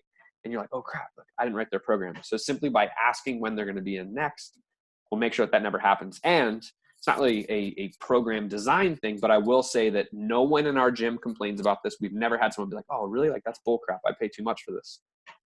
When someone does say, like, today's Monday, if someone finishes a program today, when will you be in next? And they say tomorrow, we just kindly remind them that, hey, we have no guarantee that programs can be turned around by tomorrow. We call it the 24-hour rule, but it really probably should be called the 48-hour rule. Basically just that we can't guarantee a program can be turned around in 24 hours. And when we say that, like, are you okay with potentially repeating a day tomorrow? I've never had someone say no to that. So it just helps with that expectation management. The last thing you want to do is not have that conversation up front. They show up thinking they're starting a new program, which our clients get really, really excited about, and you don't have it ready. It's just a bad look. So, and we still don't start with a blank slate. So once someone does finish that program, they fill out this questionnaire. The one part I left out is it's literally on the backside of their program, right? They fill this out when they finish that very last session, and then they take their program and they hand it to a coach. And the coach is just quickly going to read through it with them and just make sure that we're on the same page. So a lot of times people, will fill this out somewhat vague. And so a coach might be like, hey, talk me through that. Like, what does that mean to you? And now the coach is adding some additional notes to it. And then because we're a small group personal training facility, once that's done, the coach that had that conversation will quickly take a picture of the backside of this side, well, both sides of the program. They'll take a picture of the front side of the program and the backside of the program, and they will text it. We have a programming text message thread with our staff. They'll text it to that thread, and they'll write a quick synopsis of that conversation. And then that's where someone on the program design team would be like, all right, I've got that one. And so basically it's sharing the information everyone needs to know. And immediately or within, like the next hour or so, someone should be signing off saying like, I'm taking that program. And so we're all on the same page and we know what's up. The big takeaway there is just making sure that you have that communication covered, that everyone's on the same page and that no one slips through the cracks. Now, once it actually comes time to sit down and write that program, this should be real easy because they've been tracking their weights, right? So we've got that program history that we can look at of how they've done. We've got the questionnaire that they filled out. We've got the conversation the coach had and subsequently texted to the thread. So we've got all this useful information. So now we just take it, right? We still have their goals at the top. Hopefully the goal is still the same. If we need to update things, we'll update things. And we're going to cross out the reps, right, at the very top. And we're going to look at, now we're going to go to 3, 4, 10. And we're going to go to that next phase. And I'm going to reduce the size of this box again so we can all see. We're going to go to that next phase. And so what you'll notice on this program, because like I said, this is a real person from our facility, is that her goal is still the same. So she did have shoulder mobility, trunk stability, push-up, and deep squat. You can see that she cleared deep squat. Now she only has shoulder mobility and trunk stability push-up on her sheet. We crossed out the phase 1 reps. Now we've highlighted the phase 2 reps. And we progressed overhead medicine ball slam to overhead medicine ball throw step. Plank went to a plank walk back, which is just like a body saw. We stayed with rib grab T spine rotation. Goblet squat, just made a little note on there to use more weight. And that would probably because we were looking at it and felt that she wasn't, she was playing it safe and using the same weight too often. So just saying, hey, like the goal is to use more weight across the month. Inverted row, we told her to walk her feet in, make movement harder. Chances are from the notes, it was saying that she was close to passing the strength standard. We stayed with Gandalf shoulder cars. Standing handcuff hinge, went to a Cook hip lift. Farmer carry, we decided to finally add in, round out full body strength. Now we went to a modified push-up, and we diversified the conditioning a little bit with a couple of things versus just the one. And we increased the time to, let's see, it was 10:20. Now we're going to 15:20. Workout B went from water pail medicine ball throw to lateral, tall kneeling static power press to wall press dead bugs. Rib grab T spine rotation stayed the same. Kettlebell deadlift, we stayed there, but no longer elevated on a 4-board. Modified push-up went to dumbbell chest press, a little more strength-based, and we moved that modified push-up, if you remember, up to A1 or to workout A. And then reverse sled drag, we're now doing a goblet split squat, so more strength training. And goblet carry, we decided to add in rowing. So we're doing inverted row now on both days, just higher volume on this day. And again, conditioning went from the escalating distance on the assault bike where it was 1 mile, 1.5, 2 miles. Now it's going to be 30 seconds on, 30 seconds off of rower and leopard crawls. Cool down's the same, right? So I'm not going to do that on all these, but I wanted to show you like just quickly, some of those things stayed exactly the same. Many of them stayed exactly the same. Maybe some things moved to assistance that were in strength, what have you. But we didn't go nuts with making changes on this program. So the third one, same thing. We cross out the reps at the top. We highlight the new one. We made some small changes. It looks like awesome. She passed her squat standard. So goblet squat, we decided we're still going to do it for the first 2 exposures to this. So sessions 1 through 5. So that would be 1, 3, 5. She's still going to goblet squat, but then on sessions 7, 9, and 11, she's going on to the safety bar squat. We moved the inverted row to 3-point dumbbell row. What else? We're now doing RDL with dumbbells. So now we're getting into like more standing loaded hinging for her assistance, with modified push-ups. We added some more complexity to her supine core, dead bugs. We're still kettlebell deadlifting, hasn't passed the strength standard. Single arm dumbbell chest press, so now a little more anti-rotation on that. We're doing reverse lunge with dumbbells, where goblet split squat was just that stationary like split stance up and down. Now she's actually managing stepping and returning to the start. And we're still going with inverted row and some different conditioning. Now, and also notice that the goal was still exactly the same. FMS, still exactly the same, shoulder mobility and trunk stability push-up. And then we get into the fourth one. Oh, the goal changed. Okay, so previously the goal was build muscle and improve overall body shape, lose the belly, her words, improve throwing so we can wreck some fulls and kickball. Now, stay moving and healthy as possible and build a stronger core for an easier birth. Defined strong arms for carrying the baby and showing those other moms that we mean business. Listen, Janice, do you see these arms clearly? I'm a better mom than you. She didn't write that last part. I did. Like I said, sometimes I add things.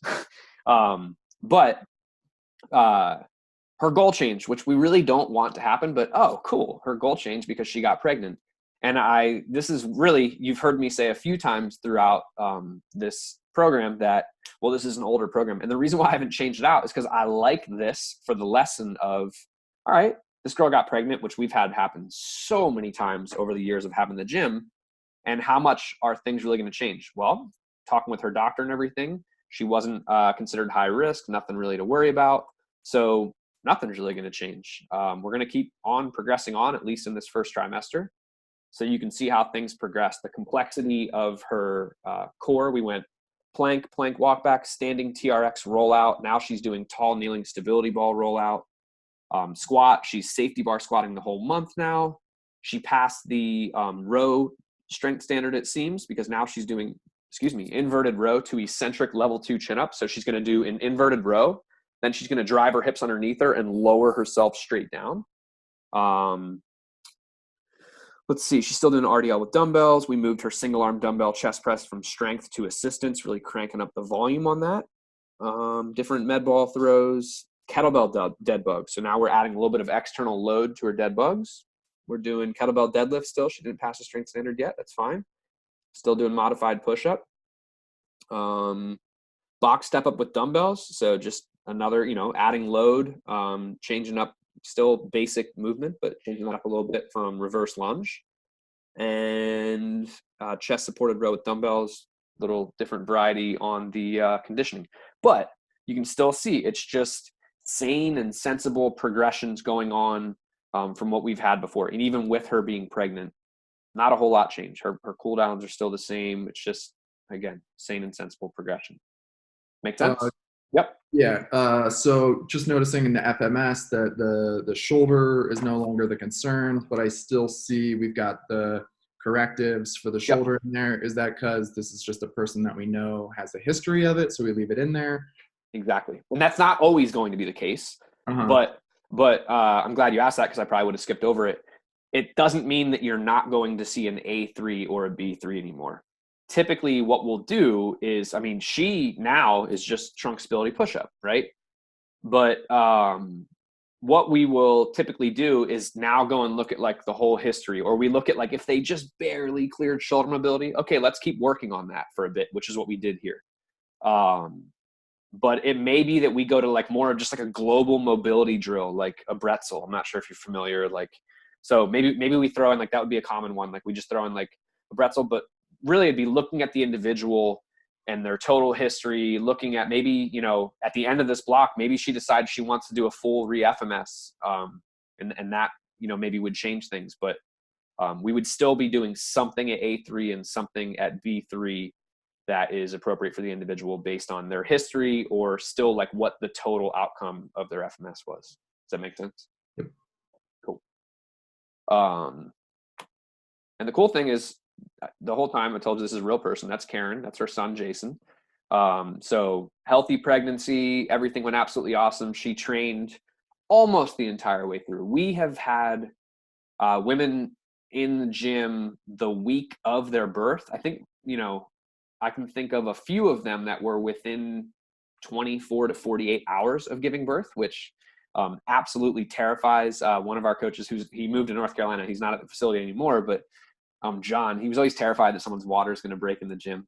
So I believe my wife messed with him and said, oh, I think my water's breaking, when he was in there and he had a panic attack. But yeah, I mean, that would be beyond the scope of like, our base programming course like this one, but it's not a whole lot changes. And in fact, this past week in Strength Faction, we had Dr. Sarah Duvall on for a Q&A, and she went in depth with like both research and anecdotally, like from her practice of pre and postpartum. And it's pretty cool. I mean, the big takeaways were that a lot of the things that you're told about training women through pregnancy are fallacies and misconceptions. And unless people are deemed high risk and the doctor's saying, hey, they really shouldn't be doing these certain things, her answer on everything, where mine is always like, it depends, is she's like, well, I would defer to their doctor and their comfort level on that.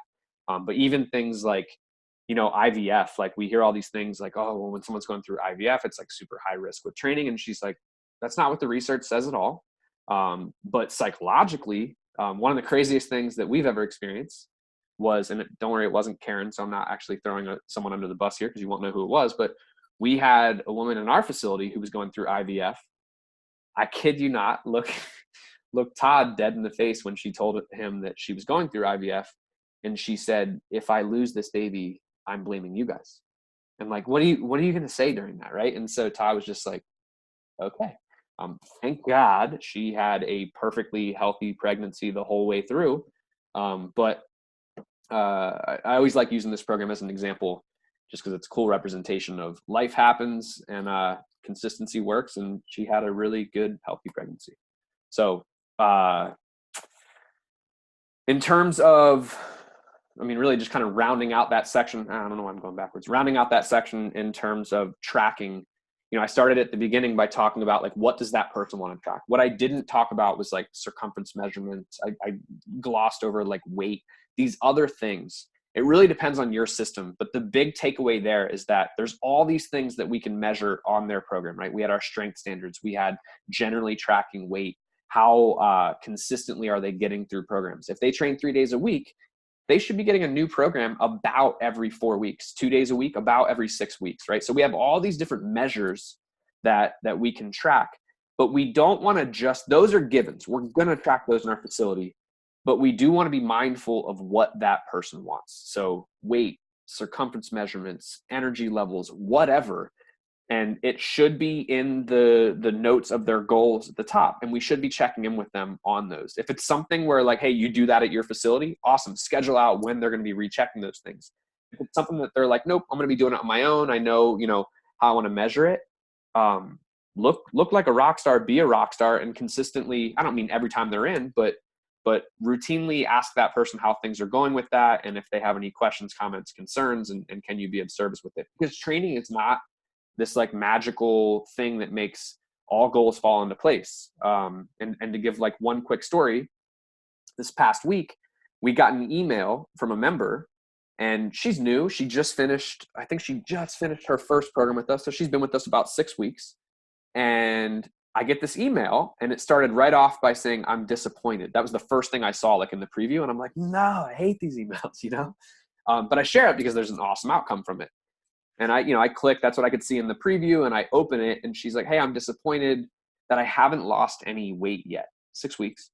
And I do want to say that I love the coaches. I really love the training, but I just really thought that the scale would have budged by now. And her goal is a weight loss goal. And she's not like super large or anything, but she wants to lose some weight. And so I looked at it and I'm like, okay, so I want you to think about what you would do in this situation, right? She's then went on to say, is there something that I should be changing when it comes to my training? Because she's thinking, got to do a training thing, right? And then she said, or is there something I should be doing that I just don't know what I don't know? I'm like, okay, cool. So one, I want you to think about how you would handle that situation. Are you going to fire an email back? Are you going to try and get on the phone? Here's what I did. I shot her an email back, and I just said, hey, there's a lot of things that we could talk about. When are you going to be in the gym next? I think it would be good if we had a quick conversation. And so she was in that evening, and I caught her, and I was like, hey, here's my thing. I said, this is going to take it all the way back to the very first week of these programming calls where I had the where am I at card. And I gave her one the day that she signed up for the gym. I said, I totally get how you're feeling. Number one, I want you to know that that's completely normal. I'm not saying that no one loses weight in their first 6 weeks, but it's frustrating when things don't turn out the way that we want them to. So one, just kind of validated how she was feeling. It's normal.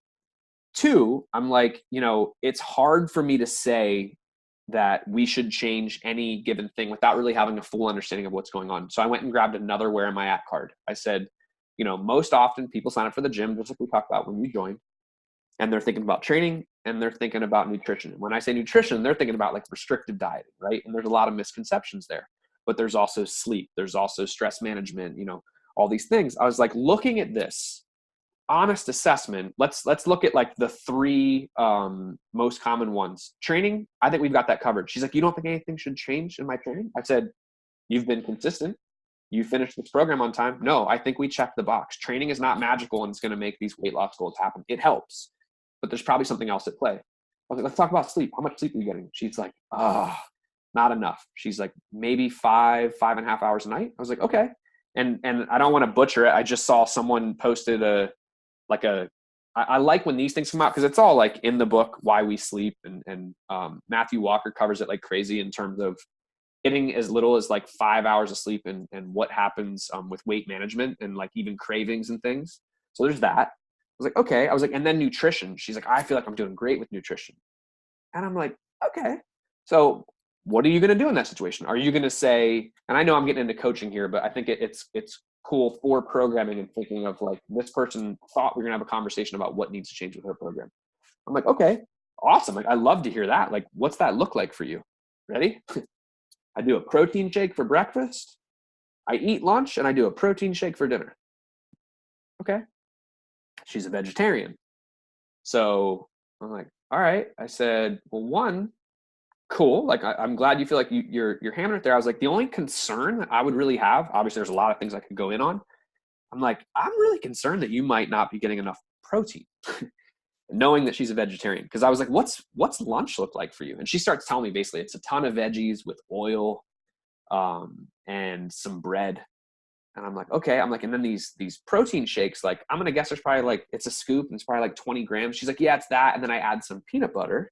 She's like, so it's about 26 grams of protein each. So I'm like, okay, let's call that 52. There's probably a little bit of protein in your lunch. So maybe you're getting like 65, 70 grams of protein a day. Like not bad. And she was like, oh no, I'm not getting that much. I was like, oh, okay. I was like, you seem certain. She's like, no, I am. She's like, I'm getting about 60. She's like mid 50 to like 60 grams of protein a day. I'm like, okay.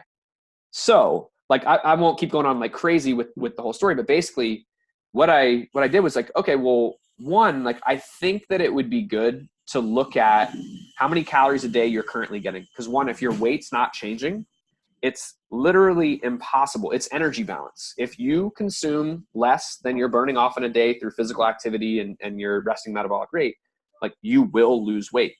If your weight's staying the same, you're eating enough to maintain. If your weight is going up, you're eating enough to gain, right? So I said, how about we do 2 things? If you're up for it, because you're saying this is important to you, why don't we do body composition testing this week? And with that, I can actually plug in your results to a total daily energy expenditure calculator and get like a more accurate idea of what a good caloric range would be for you. I can give you some macronutrient goals to aim for. Now, up to this point, she'd been given like our hand portion guide and all these things. I don't normally want to go to macronutrient, but this will give her an awareness of where she thinks she's doing perfect, right? So, and she already admitted, she's like, yeah, I need to work on my sleep. I know what I can do there. And we talked about what it was. I was like, okay, cool, let's do that. And so we left it with track for the next few days, how like through MyFitnessPal, what she's eating and see what her breakdown actually is. I would get her body composition, plug it in, and then we would get a goal. The very next day, well, she did her body composition the next evening.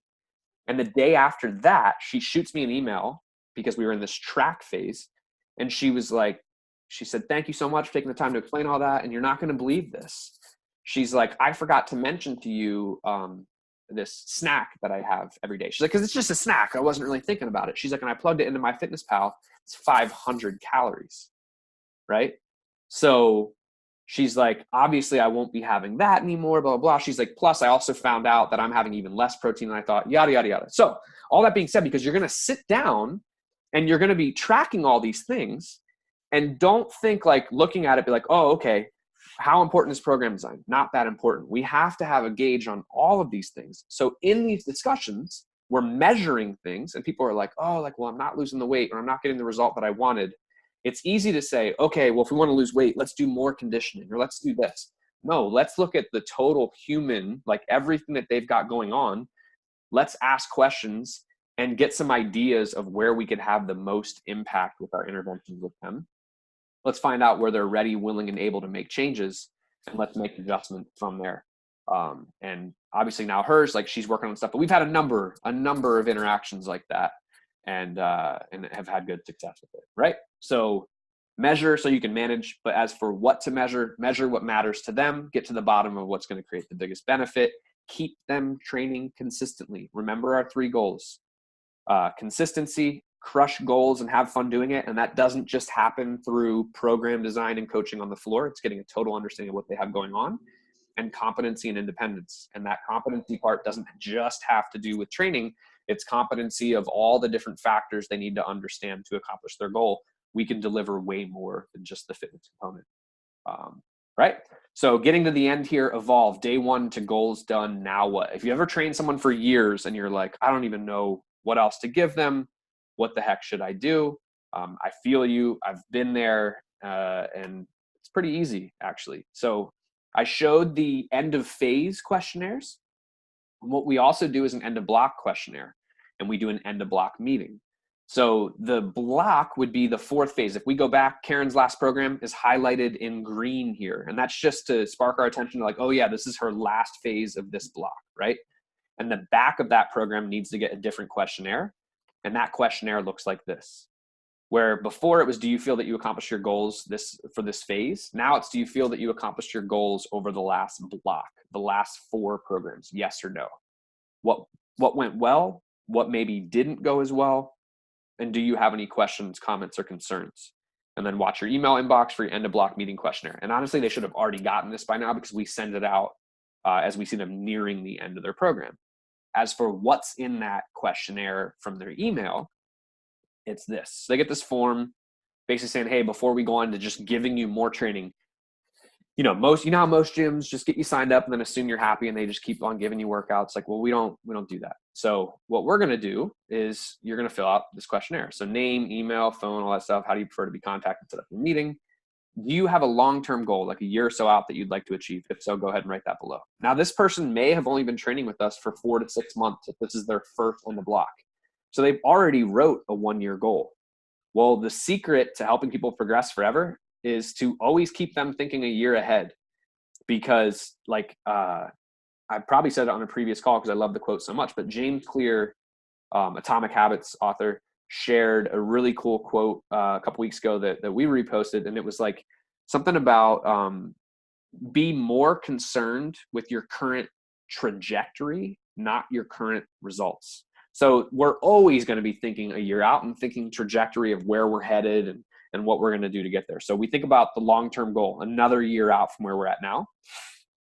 And then we get to think a little bit about this. If we could wave a realistic magic wand over you, which I have no idea what a realistic magic wand is. Can't wrap my mind around that. But if we can do that, and you could have whatever you wanted from your training over the next 4 months, what would it be? What will you have done, or what goals will you have achieved? How might that positively affect your life? So it's a lot like the goal question that we asked in their intake. If we were meeting 1 year from today and we were to look back, what would have to have happened for you to be happy, like over that time, right? Now we're bringing it back to the next 4 months. Okay, so let's think of the next 4 months as a video game, and each month as a level. Each level increases in difficulty and ultimately leads you toward your magic wand goal. Let's think about what each level would be and list all the levels out. We'll talk about the actions we'll need to take to beat each level. People leave this blank all the time. They're like, what the hell does that even mean, right? So in that case, this will be talked about at their meeting. Others write this in because they've been training with us for a while, and know exactly what they want to accomplish in phase 1, phase 2, phase 3, phase 4. But either way is fine. It comes out in the conversation, which Todd's going to hammer like crazy in the coaching course. And then how would you like us to guide you through these levels? How can we help hold you accountable? And that's where someone's going to take it further, especially with the context of having trained with us for at least 4 to 6 months, by saying, like, here's what I would like from coaching with you guys. And now that information is going to make it onto the top of their next program with their goals, with their levels, and with what they'd like to be, coached and how they'd like to be supported through this. And then any other requests, questions, feedback, how do you prefer to hold your meeting? And so we give them the choice of an in-person meeting. They'd come in and do what almost no one ever does, which is, you sign up for a gym, you get that big assessment. When do you ever do that again? Never, in most circumstances.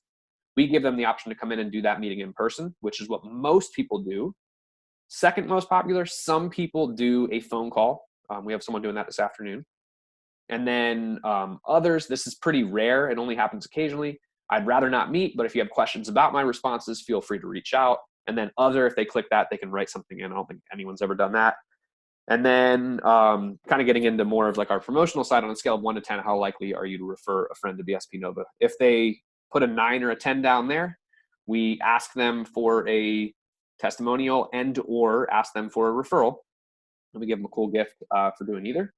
And if they're lower than that, then there's also different avenues of follow-up that we do there. But that's there. All right. So that is the meeting form. Okay. So with most people, it's really just getting clear on their long-term goals. But maybe, like some of our clients, you've been training people forever and they're like, nah, man, honestly, the goal at this point is just to keep getting in the gym and keep checking the box. And now you're like, well, crap, now I still feel completely overwhelmed. What should I be doing with this person? Well, this is where you can bring something like the Seasons of Lifting approach into play. And this is something that we completely stole from Dan John, because he mentioned it on, I don't know if it was like a seminar we were at, or I don't think it was in one of his books. I don't remember where he mentioned it, but basically he was talking about for adults, like if you were getting like an adult group training program going, is approaching it like Seasons of Lifting, right? And you can even do this with nutrition. In the spring, like leading up to the summer, people want to get lean to be able to go out and do the things that they enjoy. So we're going to do more focus on fat loss and conditioning, train a little harder with like work capacity in the gym. Then the summer, shorter workouts, more opportunities to get outside, right? So how could that impact your programming?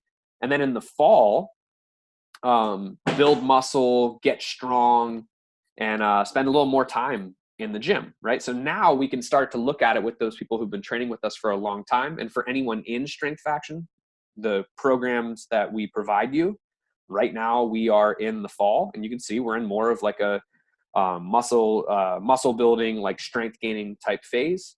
And if this is all new to you and you're planning on sticking around, come the spring, you're going to see more like fat loss, conditioning type stuff. But it keeps lifting interesting and fun, as opposed to just like, I don't know, this person just keeps benching, squatting, deadlifting. Yeah, maybe they will, but this will start to give you an idea of like waving volume and intensity and setting different focus throughout the year. Questions on any of that before we get into this last couple things here? Make sense? Cool. All right. So my clients will probably get bored with such simple programs. What do I do about that? One, before I do this, I need to figure out, there we go. All right, you should be able to hear it.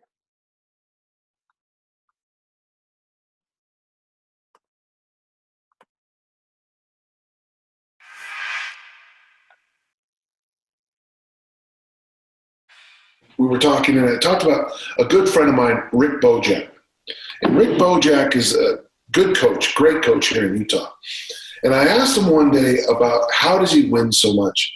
And he looked at me, he pointed, he looked at me and he said, you can't get bored. And I thought, what do you mean by me? Your athletes and your clients don't mind looking better, feeling better. If little Edna showed up flabby, and now her ass is so tight that she walks around in a thong bikini at the retirement home, she's okay with your training program. Okay, she's happy with what you're doing. Don't you get bored.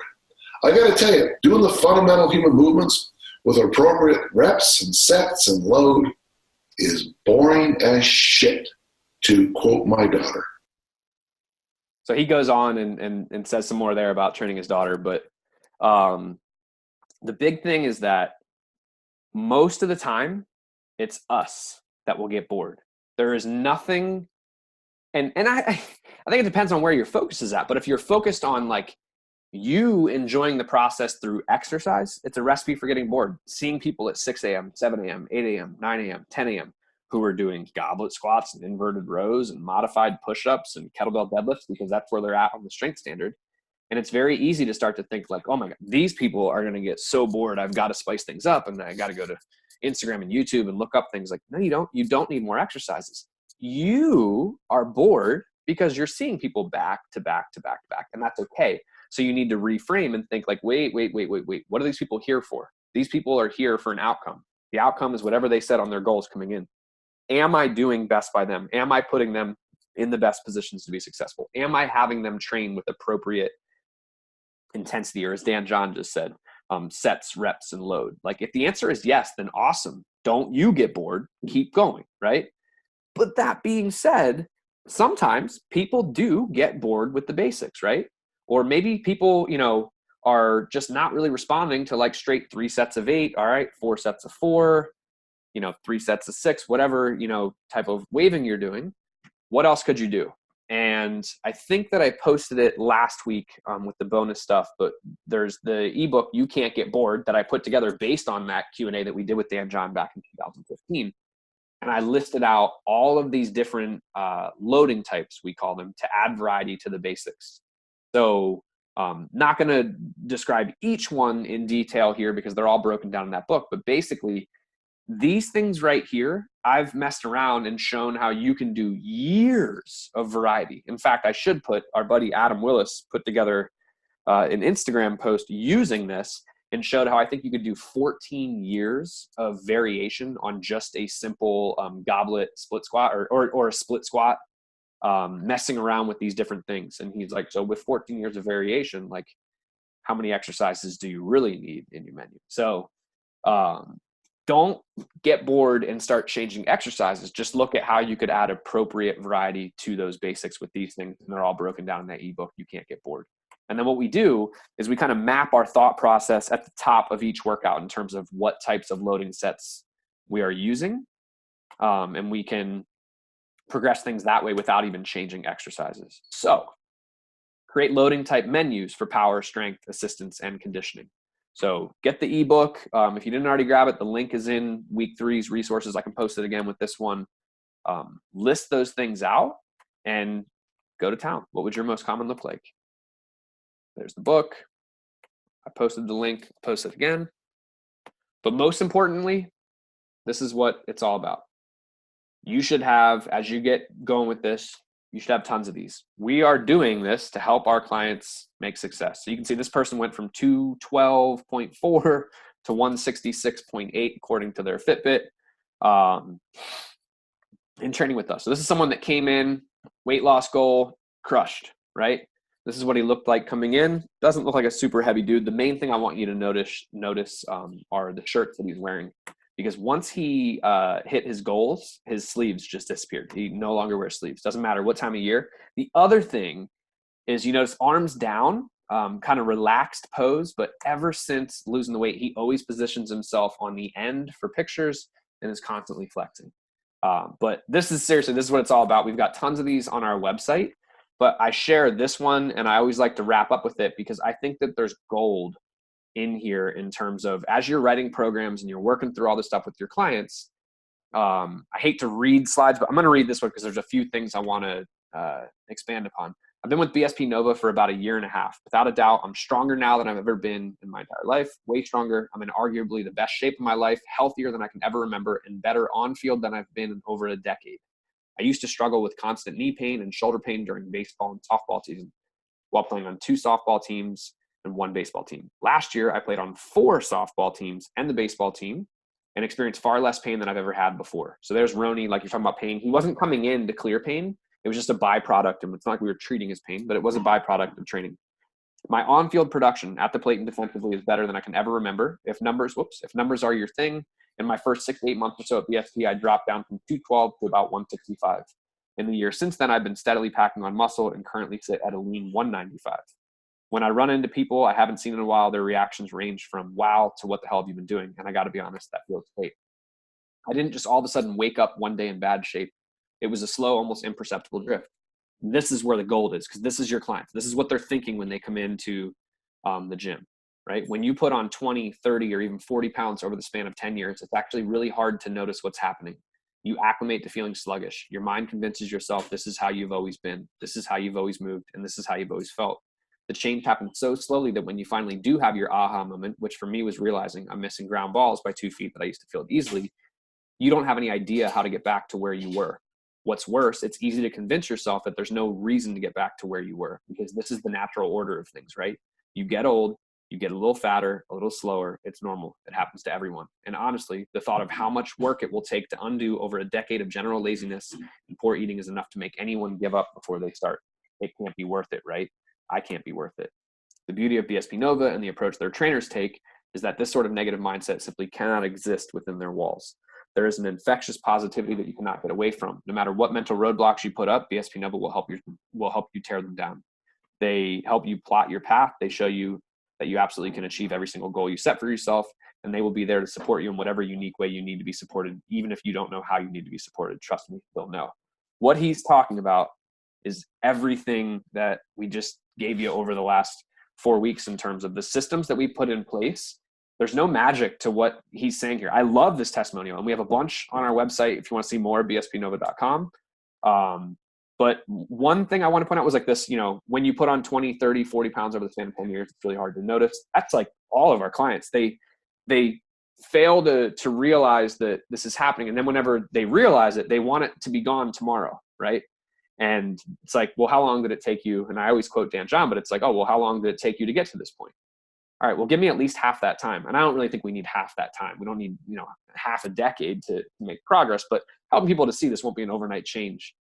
But then also helping them to see the things that they can actually do to get to where they want to be. So the example I just gave of the girl earlier who's like, hey, I'm a little disappointed. I thought that I would lose weight by now. It'd be easy to be like, well, you got to train harder, or like, hey, you got to work on your nutrition. But when we approach people where he's saying, they'll be there to support you in whatever unique way you need to be supported, even if you don't know how you need to be supported.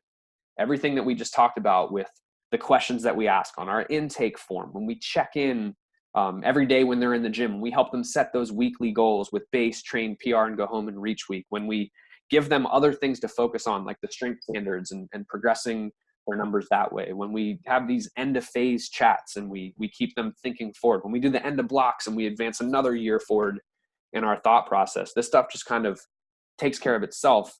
But that only can really happen if people practice consistency, if they're crushing goals and having fun with the process, if the things that we're recommending and that they should be doing and hopefully are doing are actually working, and they're gaining that competency and independence. That's how we can help more people, because if none of our people are gaining competency and independence, everyone sucks up way too much of our attention and resources. But the cool thing is that, people like Bob, who this post is from, wind up becoming almost like Sherpas for other members when they come in the gym, and they can share their story and they can be like, oh man, I've been there. I know what you're going through. And that is what I think is the biggest takeaway of all this, of making these systems and making your life easier. But it's not just about making your life easier. It's about the impact that we can all have with these types of systems. So I wanted to share that to finish it up. But now, everything that we've covered, who does this person remind me of? Client name, obvious goals, reps, FMS stuff, what we're doing with those other concerns, number of training days, neurometabolic continuum, movements, number of sets, loading types, RPE, conditioning, cooldowns. We've talked about it all. Are there questions?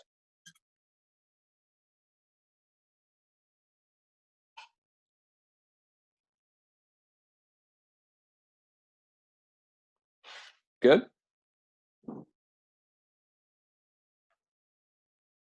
So what I'm going to do, I'm not going to sit here like on the call and be like, all right, go another 6 minutes and do this, but I'm going to post this in the group. And what I'd like to do this week is get some people to work on some of these case studies. I'm also going to post some different videos. Like, believe it or not, everything I've been showing you on our programs, if you didn't already know, maybe you'll be surprised. We write our programs in Microsoft Word. That's not Excel. It's only because I hate Excel. If I say that I want someone doing 3 sets of 8, I know that it's 24. I want them doing 3 sets of 8. I am Excel illiterate, and I've just gotten really good at writing things in Word. But I'll be posting our templates. I'll be posting a video about how to actually edit those templates and make that Word sheet do things that you want it to do. But at the same time, I'll post this case study and some different things. And if you guys have any questions, comments, concerns, if there's anything you want to work through, I'm more than happy to even record another video of working through some stuff. And I do have some other videos of actually working through programs that I'll post in here as bonuses too. But basically, just because there's not any questions right now doesn't mean that you won't have any. So as they come up, fire away. And yeah, so I know I already asked, but any questions before we sign out?